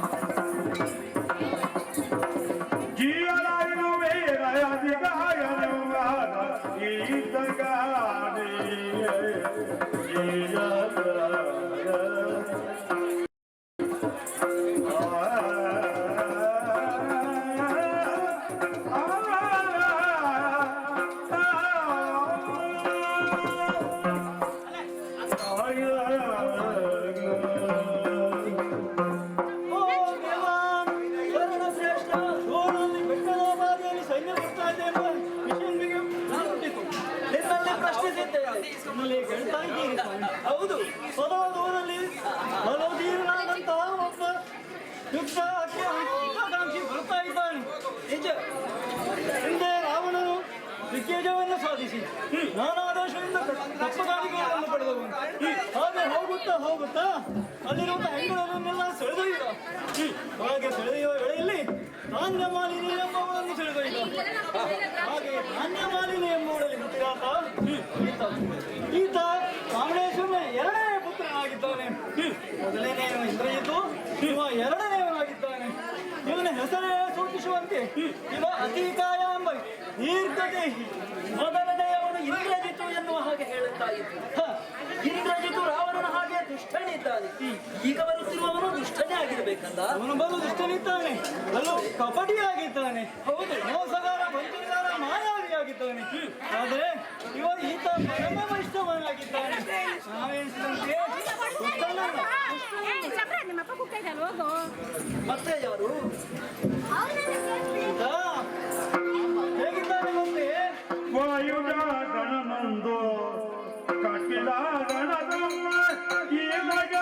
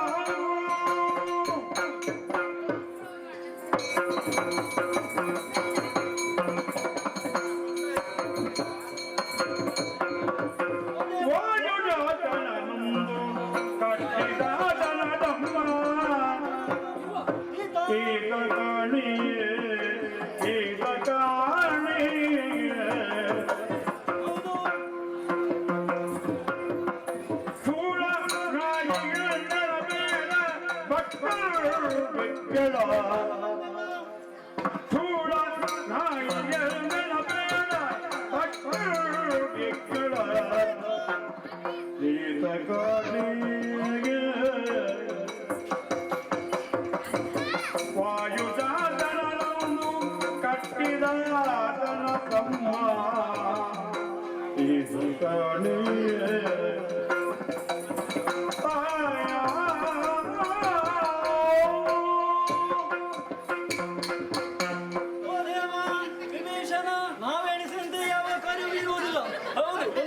ಒಂದು ತಂದೆ ತಾಯಿಯಲ್ಲಿ ನಾನಾ ವಿಧದ ಮಕ್ಕಳು ಹುಟ್ಟಿಕೊಳ್ಳುತ್ತಾರೆ.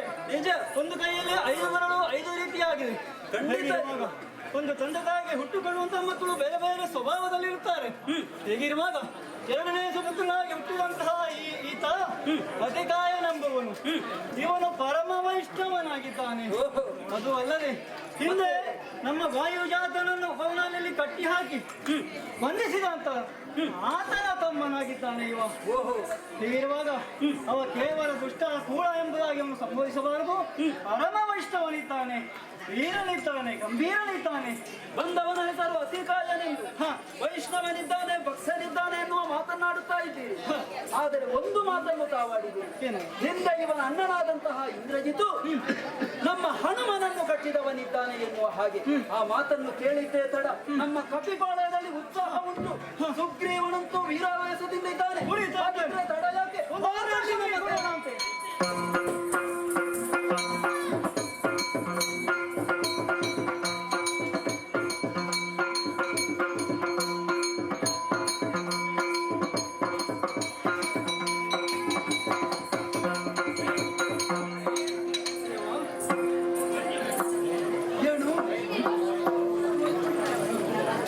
ಏನನ್ನು ಕಾಣುತ್ತಾ ಇದ್ದೇವೆ?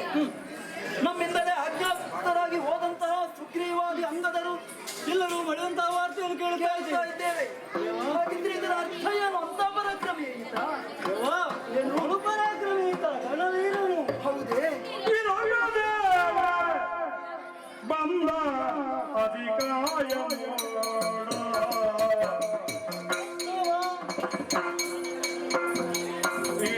ದೇವ ಬಂದ ಅಧಿಕಾಯದೊಳ ಈಗಿರು ನಿರುವ ವೀರನು ಹೋಗಾಢ ಮೊದಲ ರಂಗದಾನಿ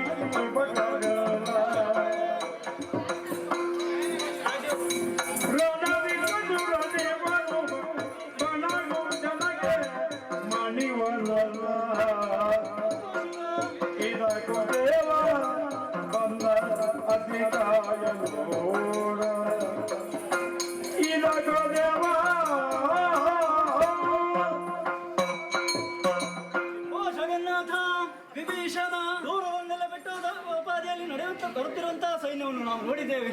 ಹೌದು, ಅದು ಅಲ್ಲದೆ ಈ ಹಿಂದೆ ಕಪಿವೀರರೆಲ್ಲ ಸೋತು ಮರಣಿದ್ದಾರೆ. ನಿಜ, ಇಂತಹ ವೇಳೆಯಲ್ಲಿ ಬರಬರುತ್ತಾ ಆ ಅತಿಕಾಯನು ಸಮೀಪಕ್ಕೆ ಬರುತ್ತಾ ಇದ್ದಾನೆ. ಹೌದು, ಆ ವಾಯುಜಾತನನ್ನು ಕಟ್ಟಿದಂತಹ ಅವನ ತಮ್ಮ ಇನ್ನೂ ಸಮೀಪಕ್ಕೆ ಬರುತ್ತಾ ಇದ್ದಾನೆ. ಈಗ ಅವನ ಘೋರ ಗಂಭೀರತೆ, ಅವನು ಬರುವಂತಹ ಟಿವಿಯನ್ನು ನೋಡಿದಾಗ ಅವನನ್ನು ಎದುರಿಸುವವರು ನಮ್ಮ ಬಾಳಲ್ಲಿ ಯಾರಿದ್ದಾರೆ ಎಂಬುದಾಗಿ ತೋರ್ತಾರೆ. ಅದೇ ಚಿಂತೆ ನನ್ನಲ್ಲಿ ಉಂಟು. ಯಾರು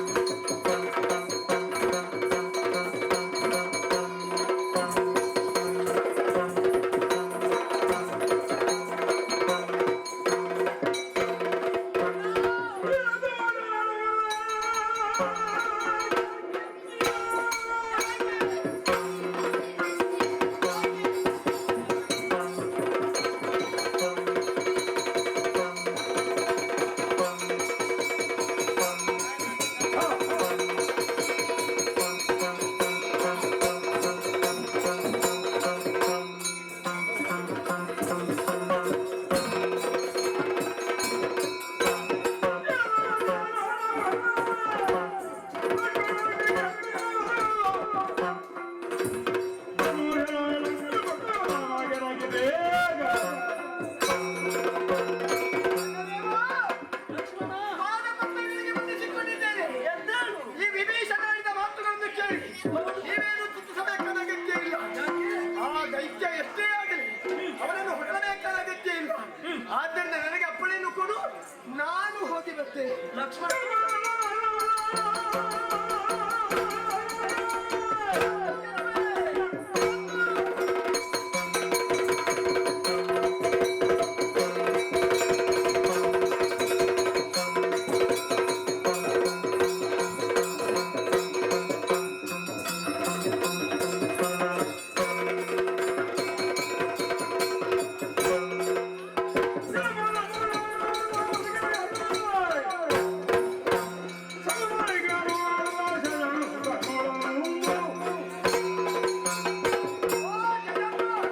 ನನ್ನ ಶಕ್ತಿ ಸಾಮರ್ಥ್ಯ ಏನೆಂಬುದನ್ನು ನಾನು ಬಾಯಲ್ಲಿ ಹೇಳಿಕೊಳ್ಳುವುದಲ್ಲ, ರಣಾಂಗಣದಲ್ಲಿ ತೋರಿಸಿಕೊಡ್ತೇನೆ.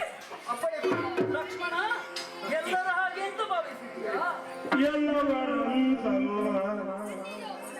ಎಲ್ಲವರಂತಲ್ಲ ಭೂರಿ ಪರಾಕ್ರಮ ಉಳ್ಳವ ಅತಿ ಕಾಯನೋ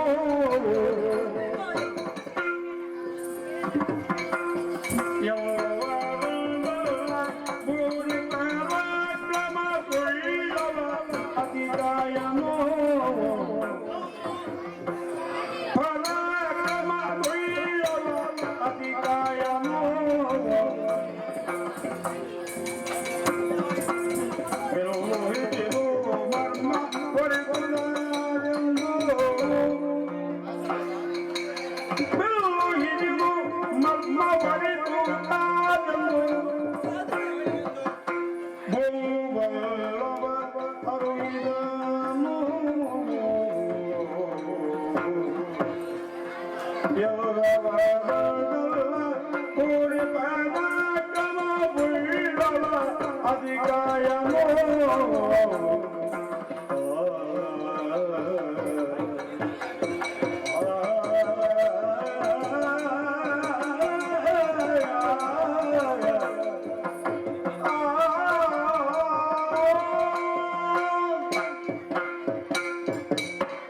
ಲಕ್ಷ್ಮಣ ಅಣ್ಣದೇವು, ನಾನು ಹಾಗೂ ಸರಳಶ್ರೇಷ್ಠನಾದ ವಿಭೀಷಣ ಮುಂದೆ ಬರುತ್ತಿರುವಂತಹ ಅಧಿಕಾಯನೆಂಬುವವನ ಬಗ್ಗೆ ಮಾತನಾಡುತ್ತಾ ಇದ್ದ ಹಾಗೆ ನೀನು ಒಮ್ಮೆಗೆ ಬಂದು ನಾನು ಅವನನ್ನು ಕೊಂದುಕೊಡುತ್ತೇನೆ ಎನ್ನುವ ಮಾತುಗಳನ್ನಾಡಿಸಿ ನಿನ್ನ ಪೌರುಷದ ಬಗ್ಗೆ ಪ್ರಶ್ನೆ ಅಲ್ಲವಪ್ಪ. ಆದರೆ ಅಧಿಕಾಯ ಏನು ಎನ್ನುವುದನ್ನು ನಾವು ಆಲೋಚನೆ ಮಾಡಬೇಕು. ಈ ಹಿಂದೆ ಬಂದಂತಹ ರಾಕ್ಷಸರೆಲ್ಲ ಹೇಗೆ ಬಂದರು? ಯಾವುದೋ ಒಂದು ಉದ್ದೇಶ ಇತ್ತು, ಒಟ್ಟು ಯುದ್ಧ ಮಾಡುವುದು. ಆದರೆ ಬರುವ ಅಧಿಕಾಯ ಅಂತವನಲ್ಲ ಎನ್ನುವುದನ್ನು ನೀನು ತಿಳಿದು ವ್ಯವಹರಿಸಬೇಕು. ಅವ ಕೇವಲ ಯುದ್ಧವನ್ನೇ ಬಯಸಿದ ಎಂದಾದಲ್ಲಿ ಅವನಿಗೆ ಅದನ್ನು ಅನುಗ್ರಹಿಸಬಹುದಿತ್ತು. ಅವ ಏನು ಬಯಸಿದ್ದಾನೆ ಎನ್ನುವುದು ಅವನ ಮನಸ್ಸಿನ ಭಾವನೆಯಲ್ಲಿ ಏನುಂಟು ಎನ್ನುವುದನ್ನು ನೀನು ಅರಿತು ಕಾದಾಡಬೇಕು. ಮಾತ್ರವಲ್ಲ ಮರ್ಮವರಿತು ಕಾದು ಎನ್ನುವ ಮಾತನ್ನು ನಾನು ಹೇಳ್ತೇನೆ. ಅಣ್ಣ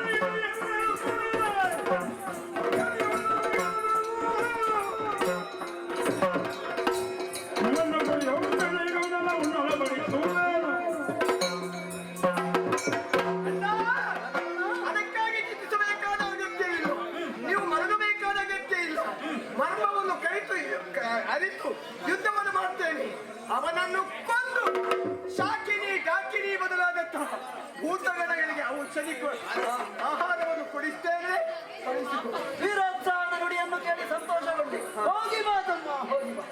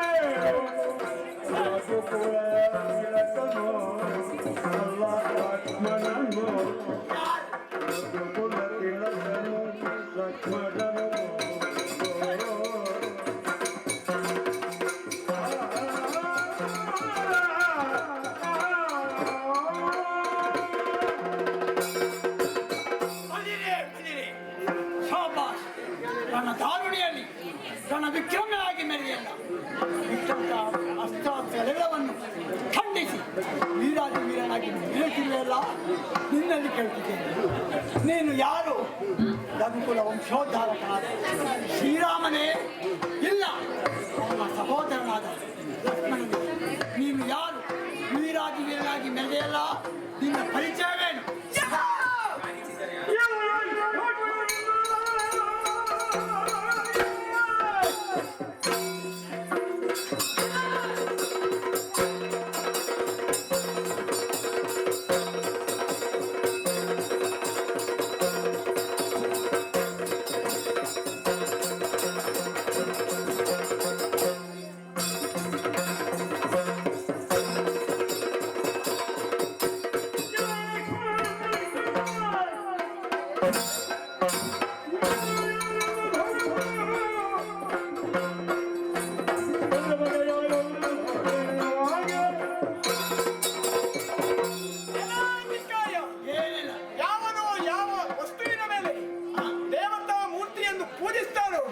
ಅವನಿಗೆ ಅದು ದೇವರಾಗಿಯೇ ಕಾಣಿಸ್ತಾ ಇದೆ. ಯೋ ಯೋ ಮ್ಯಾಮ್ ಮ್ಯಾಮ್ ತರುಣ್ ಭಕ್ತಗೆ ಶ್ರದ್ಧೆಯ ಚಿತಮಿಚ್ಚತಿ ತತ್ತ ಸತ್ಯಾಚಲಂ ಶ್ರದ್ಧಾಂ ತಾಮೇವ ವಿದಧಾಮ್ಯಹಂ. ಶ್ರದ್ಧೆಯಿಂದ ಅದನ್ನು ಕಂಡ್ರೆ ಅದು ಆ ದೇವರಾಗಿಯೇ ಕಾಣುವುದಕ್ಕೆ ಸಾಧ್ಯವಿದೆ. ಸರಿ. ಅರ್ಚಕಸ್ಯ ಪ್ರಭಾವೇನ ಶಿಲಾ ಭವತಿ ಶಂಕರ. ಎಲ್ಲಿಯೋ ಇರುವಂತಹ ಶಿಲೆಯಲ್ಲಿ ದೇವರು ಆವಿರ್ಭವಿಸಿದ್ದಾರೆ ಎಂದು ತಿಳಿಯುವುದಕ್ಕೆ ಸಾಧ್ಯ. ಅದೇ ರೀತಿ ನನ್ನನ್ನು ರಾಮ ಅಂತ ತಿಳ್ಕೊಂಡ್ರೆ ನಿನಗೆ ರಾಮನಾಗಿಯೇ ಕಾಣಿಸ್ತೇನೆ. ಲಕ್ಷ್ಮಣನಾಗಿ ಕಾಣಿಸ್ತಿದ್ರೆ ಲಕ್ಷ್ಮಣನಾಗಿಯೇ ಕಾಣಿಸ್ತೇನೆ. ನಾನಿದ್ದೇನು ಇಲ್ಲಿರುವ ಕಪಿಗಳಲ್ಲಿ ನಳ ನೀಲ ಗವಯ ಗವಾಕ್ಷ ಇವರಲ್ಲಿ ಅವನೇ ರಾಮ ಅಂತ ತಿಳ್ಕೊಂಡ್ರೆ ಅವನೇ ರಾಮನಾಗಿ ಕಾಣಿಸ್ತಾನೆ.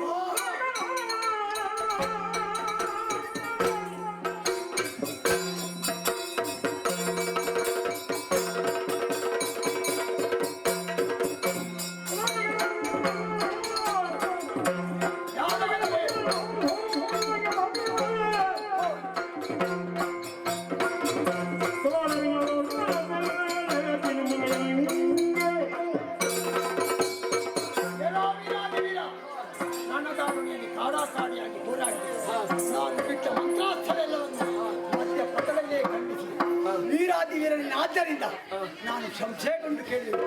ನೀನು ಶ್ರೀರಾಮನೇ ಸಹೋದರನಾದ ಲಕ್ಷ್ಮಣನೆಂಬುದಾಗಿ ಯಾರಾದರೆ ನಾನು ವೀರನಾಗಿ ಬಂದಿದ್ದೇನೆ, ಪರಾಕ್ರಮಿಯಾಗಿ ಬಂದಿದ್ದೇನೆ. ನನ್ನ ದಾರುಣಿಯಲ್ಲಿ ಯಾರೇ ಬಂದರೂ ಅವರನ್ನು ಕಾಡಾಕಾಡಿಯಾಗಿ ಹೋರಾಡಬೇಕಾದ ನಮ್ಮ ಕರ್ತವ್ಯ. ಅದೇ ರೀತಿಯಲ್ಲಿ ಹೋರಾಡ್ತೇನೆ, ವಂಶವಂತಾಗಿ ಮೆರೆಯುತ್ತಾನೆ. ನೀನು ಸಾಧ್ಯದರೆ ಹೋರಾಡೋಣ.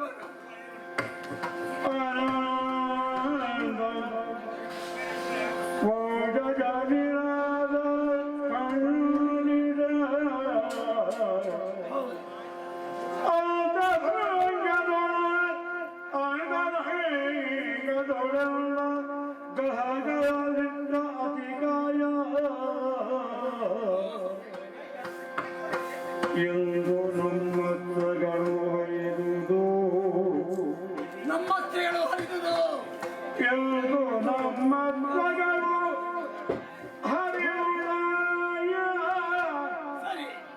ಸುರಾಜಗ ಆತ್ಮಗಳು ಅಕಟ ಬರಿದೆ ಆದಿತೆ ಆನಂದರಿಗೂ ಮತ್ತಿಂದ ನವನವನೆಗೆ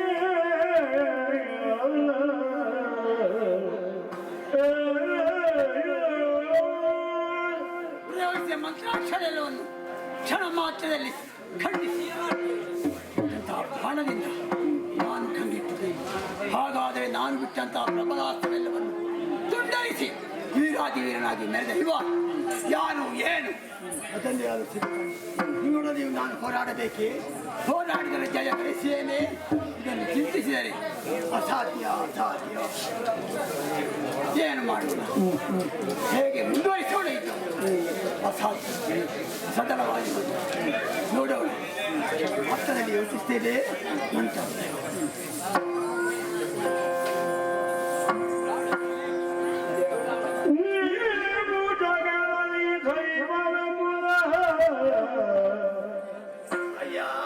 ನೀವು ಜಗದಲ್ಲಿ ದೈವವೆಂಬುದ ದೈವವೆಂಬುದ ನಾವು ಬಲ್ಲೆವು ನಮ್ಮ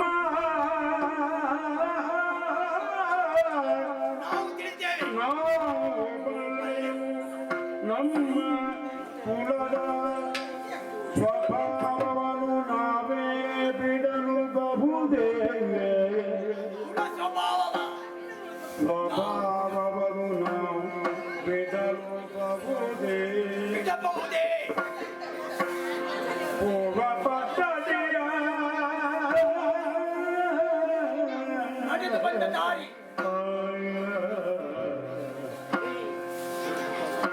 ನಾವು ಮಾಡುವ ಕಮಲ ಮುಖ ನಾವು ಕೈಯುವ ನಾವು ಮಾಡುವ ಕಮಲ ಮುಖ ಸಂಭಾವ ನೋಟಿದ ಸರಳ ಭಕ್ತಿಯ ನಾವು ಮಾಡುವ ಸಮದ ಮುಖ ಸಂಭಾವ ನೋಟಿದ ಸರಳ ಭಕ್ತಿಯ ನಮ್ಮ ಬಗ್ಗೆ ನೀವು ಕೈಗೊಳ್ಳಬೇಕೆಂಬುದ ಹೇಗೆ ಗಟ್ಟ ಅಧಿಕಾಯ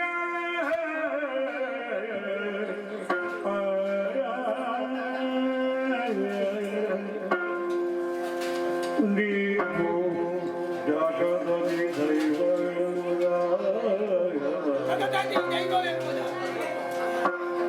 ನಾವು ಬಲ್ಲೆವು ನಮ್ಮ ಕುಲದ ಸ್ವಭಾವವನ್ನು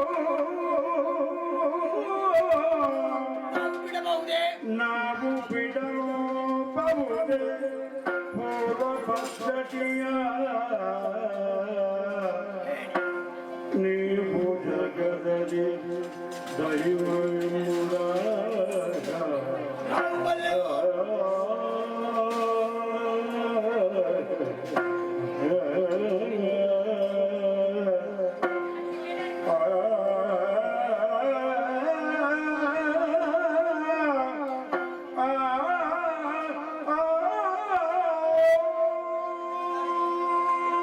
ಅಯ್ಯೋ ವೀರಾದಿ ವೀರ, ರಣಾಗ್ರೇಸರ, ನೀನು ರಾಮನಾಗಿರು ಲಕ್ಷ್ಮಣನಾಗಿರು ಇಲ್ಲ ಯೋಧ್ಯೆ ಅವನೇ ಒಬ್ಬ ಸಾಮಾನ್ಯ ಪ್ರಜೆಯಾಗಿ ನಾವು ಬಿಟ್ಟ ಮಂತ್ರಾಸ್ತ್ರವೆಲ್ಲವನ್ನು ಮಧ್ಯದಲ್ಲಿ ಖಂಡಿಸಿ ನಮ್ಮ ವೀರತ್ವ ಏನು ಇದನ್ನು ಪ್ರತಿಭಟಿಸಿ ನಮ್ಮೊಡನೆ ವೀರಾದಿ ವೀರನಾಗಿ ಮೆರೆದವನೇ ಮಂತ್ರಾಸ್ತ್ರವನ್ನು ಖಂಡಿಸಿ ನೀನು ಪೌರುಷದಿಂದ ಬೆಳೆಯಿದ್ದೀಯ.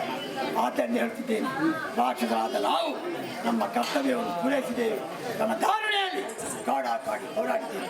ಹೋರಾಟದಲ್ಲಿ ವಿಜಯಿಯಾಗಿದೆಯಲ್ಲ, ನಿಮ್ಮಲ್ಲಿ ಕೇಳುತ್ತಿದ್ದೇವೆ. ನಮ್ಮ ದಾನವರ ಪೂರ್ವ ಪದ್ಧತಿಯ ನಾವು ಬಿಡಲಾರೆವು. ನನ್ನ ಬಲ ಪ್ರಯೋಗದಿಂದ ಸಂತೋಷರಾದೆಯಲ್ಲ, ಆಶೀರ್ವದಿಸಬಲ್ಲೆಯ ಜಗದಿ ದೈವ ನೀವು ರಕ್ಷಿಸಬಲ್ಲೆಯ. ನೀನು ಸರಳ ಭಕ್ತಿಯಲ್ಲಿ ಏನು ಮಾಡ್ತೀರೋ ನೋಡ.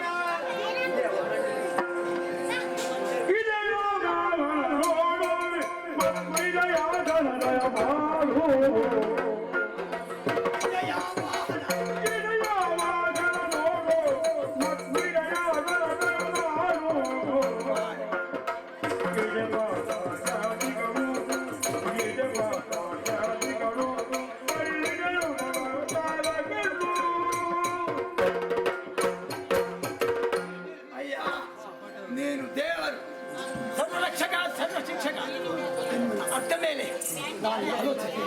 ಇದು ನನ್ನ ಮಂತ್ರಾಸ್ತ್ರವನ್ನು ತಂದಾಗೆ ಪ್ರಯೋಗಿಸಿದೆ. ಬಿಟ್ಟಂತಹ ಪ್ರಾಣಗಳನ್ನು ಖಂಡಿಸಿ ಬೆರೆದು ಆಶೀರ್ವಾದ ನಿಲ್ವೆಯ ಭಕ್ತರಾಗಿ ಸ್ವೀಕರಿಸುವೆಯ. ಎಷ್ಟು ಸಲ ಆಯ್ತು? ಏನು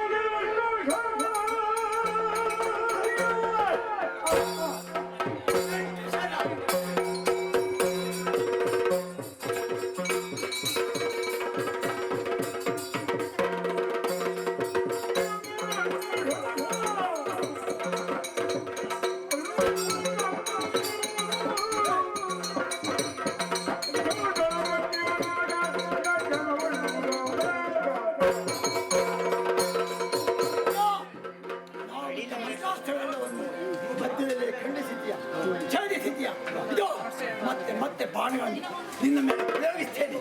ಇದನ್ನು ಸಂವರಿಸಿ ನಮ್ಮನ್ನು ರಕ್ಷಿಸಿ ಉತ್ತರಿಸಿ ದೇವನಾಗಿ ಮೇಲೆ ನಾನು ಕೊಚ್ಚುವುದಿಲ್ಲ. ಬೇಡ ಕಿಚ್ಚಿ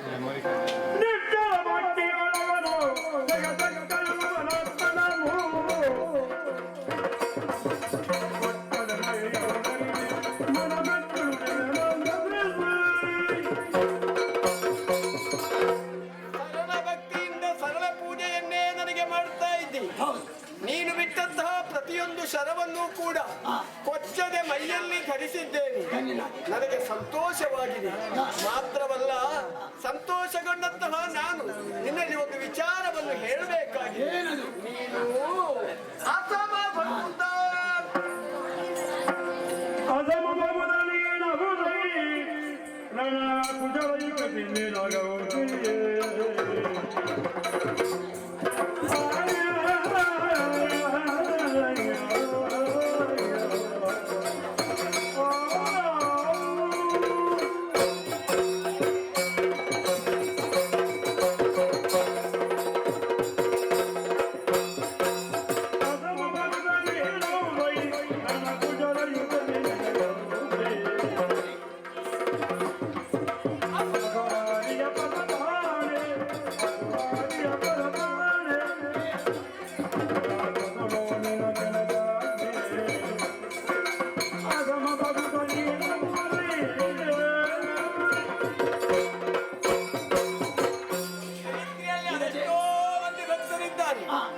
ಅವರಲ್ಲಿ ಕೆಲವರೇ ಮಾತ್ರ ದೇವರನ್ನು ಸರಿಯಾದಂತಹ ನೆಲೆಯಲ್ಲಿ ಅರಿತಿರುವವರಾಗಿದ್ದಾರೆ. ಆ ಪೈಕಿಯಲ್ಲಿ ನೀನು ಒಬ್ಬನು ಹೌದು. ಅಸಮ ಭಕುತ ನೀನಹುದು. ಹಾಗೆಂದು ರಣಾಂಗಣದಲ್ಲಿ ನೀನು ತೋರಿಸಿದಂತಹ ಕಲೆ ಕೌಶಲ್ಯ ಅದು ಅತ್ಯದ್ಭುತವಾಗಿದೆ. ಇದು ಕೇವಲ ಬರೇ ಮಾತಿನಿಂದ ಹೇಳ್ತೇನೆ ಅಂತ ಅರ್ಥ ಮಾಡ್ತಾರೆ. ಇದು ನೀನು ನಾನು ಲೋಕದ ಜನರು ಎಲ್ಲರೂ ನಂಬುವಂತಹ ಅಪರಾಧಿಯಾದ ಶ್ರೀರಾಮನ ಹಾನಿಯಾಗಿ ಅಂತ ಹೇಳ್ತೇನೆ. ನಿನಗೆ ಸರಿಯಾದ ಭಕ್ತರೇ.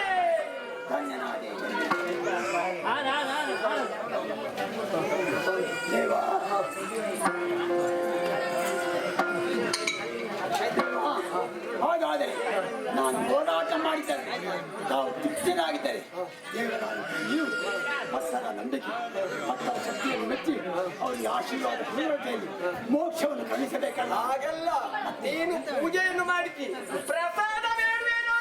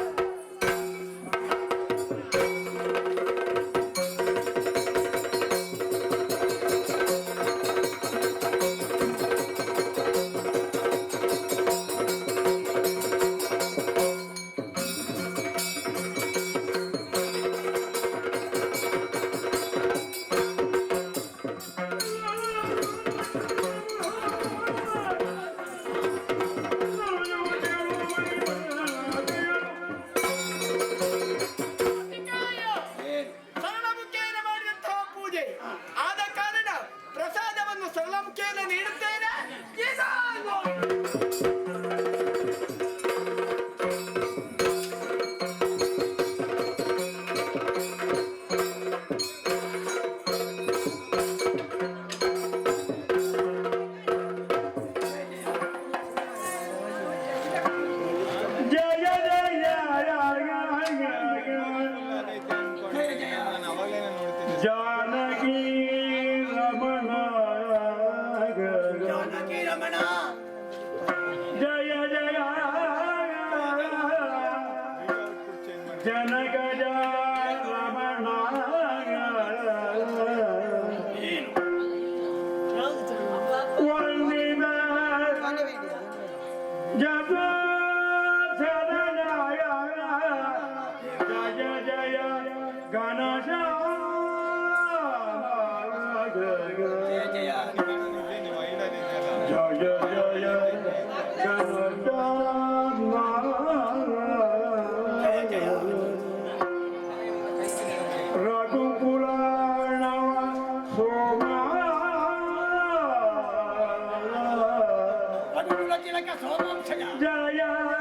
ಶ್ರೀರಾಮ ಜಯ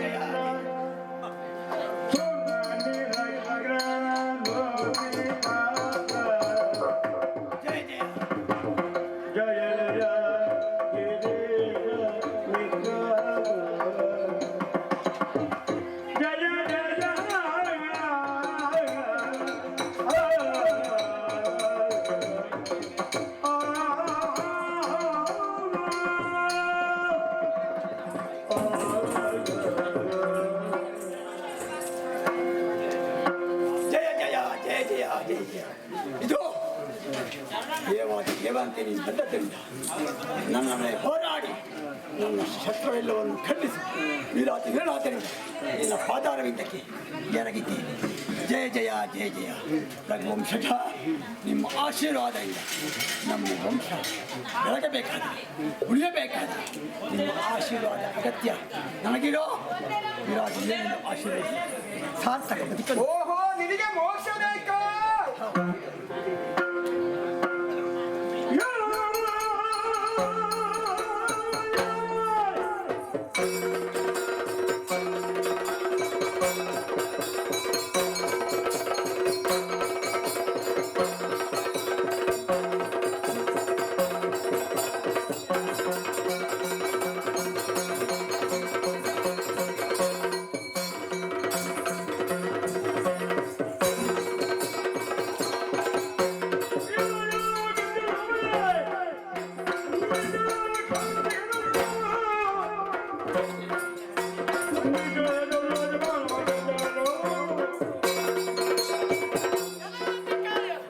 ಭಕ್ತನಾದಂತಹ ನನ್ನ ಅಂತ್ಯವನ್ನು ಕಾಣುವುದಕ್ಕೆ ನನಗೆ ಮನಸ್ಸಿಲ್ಲದಿದ್ದರೂ ಕೂಡ ಶ್ರೀರಾಮನ ಪಾದವನ್ನು ಸೇರುವುದಕ್ಕಾಗಿ ಇದೋ ನನಗೆ ಮೋಕ್ಷವನ್ನು ಕಳಿಸಬೇಕಾಗಿದೆ. ಇದೋ ದಿವ್ಯ ಸರವನ್ನು ತೆಗೆದಿದ್ದೇನೆ. ಶ್ರೀರಾಮನನ್ನು ಮನಸ್ಸಿನಲ್ಲಿ ನೆನೆಸಿ ಪ್ರಯೋಗ ಮಾಡ್ತೇನೆ.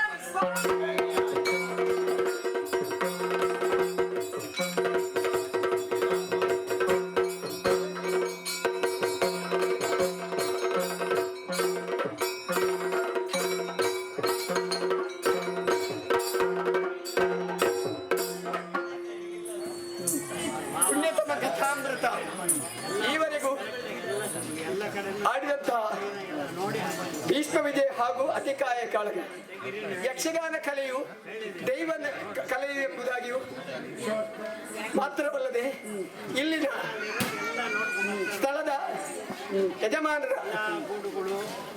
ಆಶೀರ್ವಾದವನ್ನು ಪಡೆಯುವುದಕ್ಕಾಗಿಯೂ ಚಂಡಿಕಾ ಹೋಮದಲ್ಲಿ ಪಾಲ್ಗೊಳ್ಳುವುದಕ್ಕಾಗಿಯೂ ಬಂದಂತಹ ಎಲ್ಲ ಭಕ್ತಾಭಿಮಾನಿಗಳಿಗೂ ಕಲಾಭಿಮಾನಿಗಳಿಗೂ ಶ್ರೀ ನವಕರ್ನಾಟಕ ಕೃಪಾಪೋಷಿತ ಯಕ್ಷಗಾನ ಕಲಾ ಮಂಡಳಿ ಬಾಯಾರು ಮತ್ತು ಸುಪ್ರಾಯ ಭಟ್ ಪ್ರತಿಷ್ಠಾನ ತಾಂತಾಜಿ ಇವರ ಪರವಾಗಿ ಅನಂತಾನಂತ ಧನ್ಯವಾದಗಳನ್ನು ಸಮರ್ಪಿಸ್ತಾ ಇದ್ದೇನೆ. ಮಾತ್ರವಲ್ಲದೆ ಇಲ್ಲಿ ಎಲ್ಲ ರೀತಿಯಲ್ಲೂ ಸಹಕರಿಸಿ ನಮ್ಮ ಈ ಕಾರ್ಯಕ್ರಮವನ್ನು ಯಶಸ್ವಿಗೊಳಿಸುವುದಕ್ಕಾಗಿ ಬಂದಂತಹ ಎಲ್ಲರಿಗೂ ಪರೋಕ್ಷವಾಗಿಯೂ ನಮಗೆ ಸಹಾಯವನ್ನು ಮಾಡಿದಂತಹ ಎಲ್ಲ ಕಲಾಭಿಮಾನಿಗಳಿಗೂ ಕೂಡ ನಾವು ನಂಬಿದಂತಹ ಎಲ್ಲ ದೇವರು ಕೂಡ ನಮಗೆ ಆಶೀರ್ವಾದವನ್ನು ಕೊಡುವುದಕ್ಕೆ ಮಾತ್ರವಲ್ಲ ನಮ್ಮನ್ನು ಉತ್ತರೋತ್ತರ ಅಭಿವೃದ್ಧಿಯಲ್ಲಿ ಸಾಗಿಸಿ ಅಂತ ಹೇಳ್ತಾ ಈ ಪುಣ್ಯತಮ ಕಥೆಗೆ ಮಂಗಳವನ್ನು ಹಾಡೋಣ. ಭದ್ರಂ ಶುಭಂ ಮಂಗಳಂ. ಆರದಿಗೆ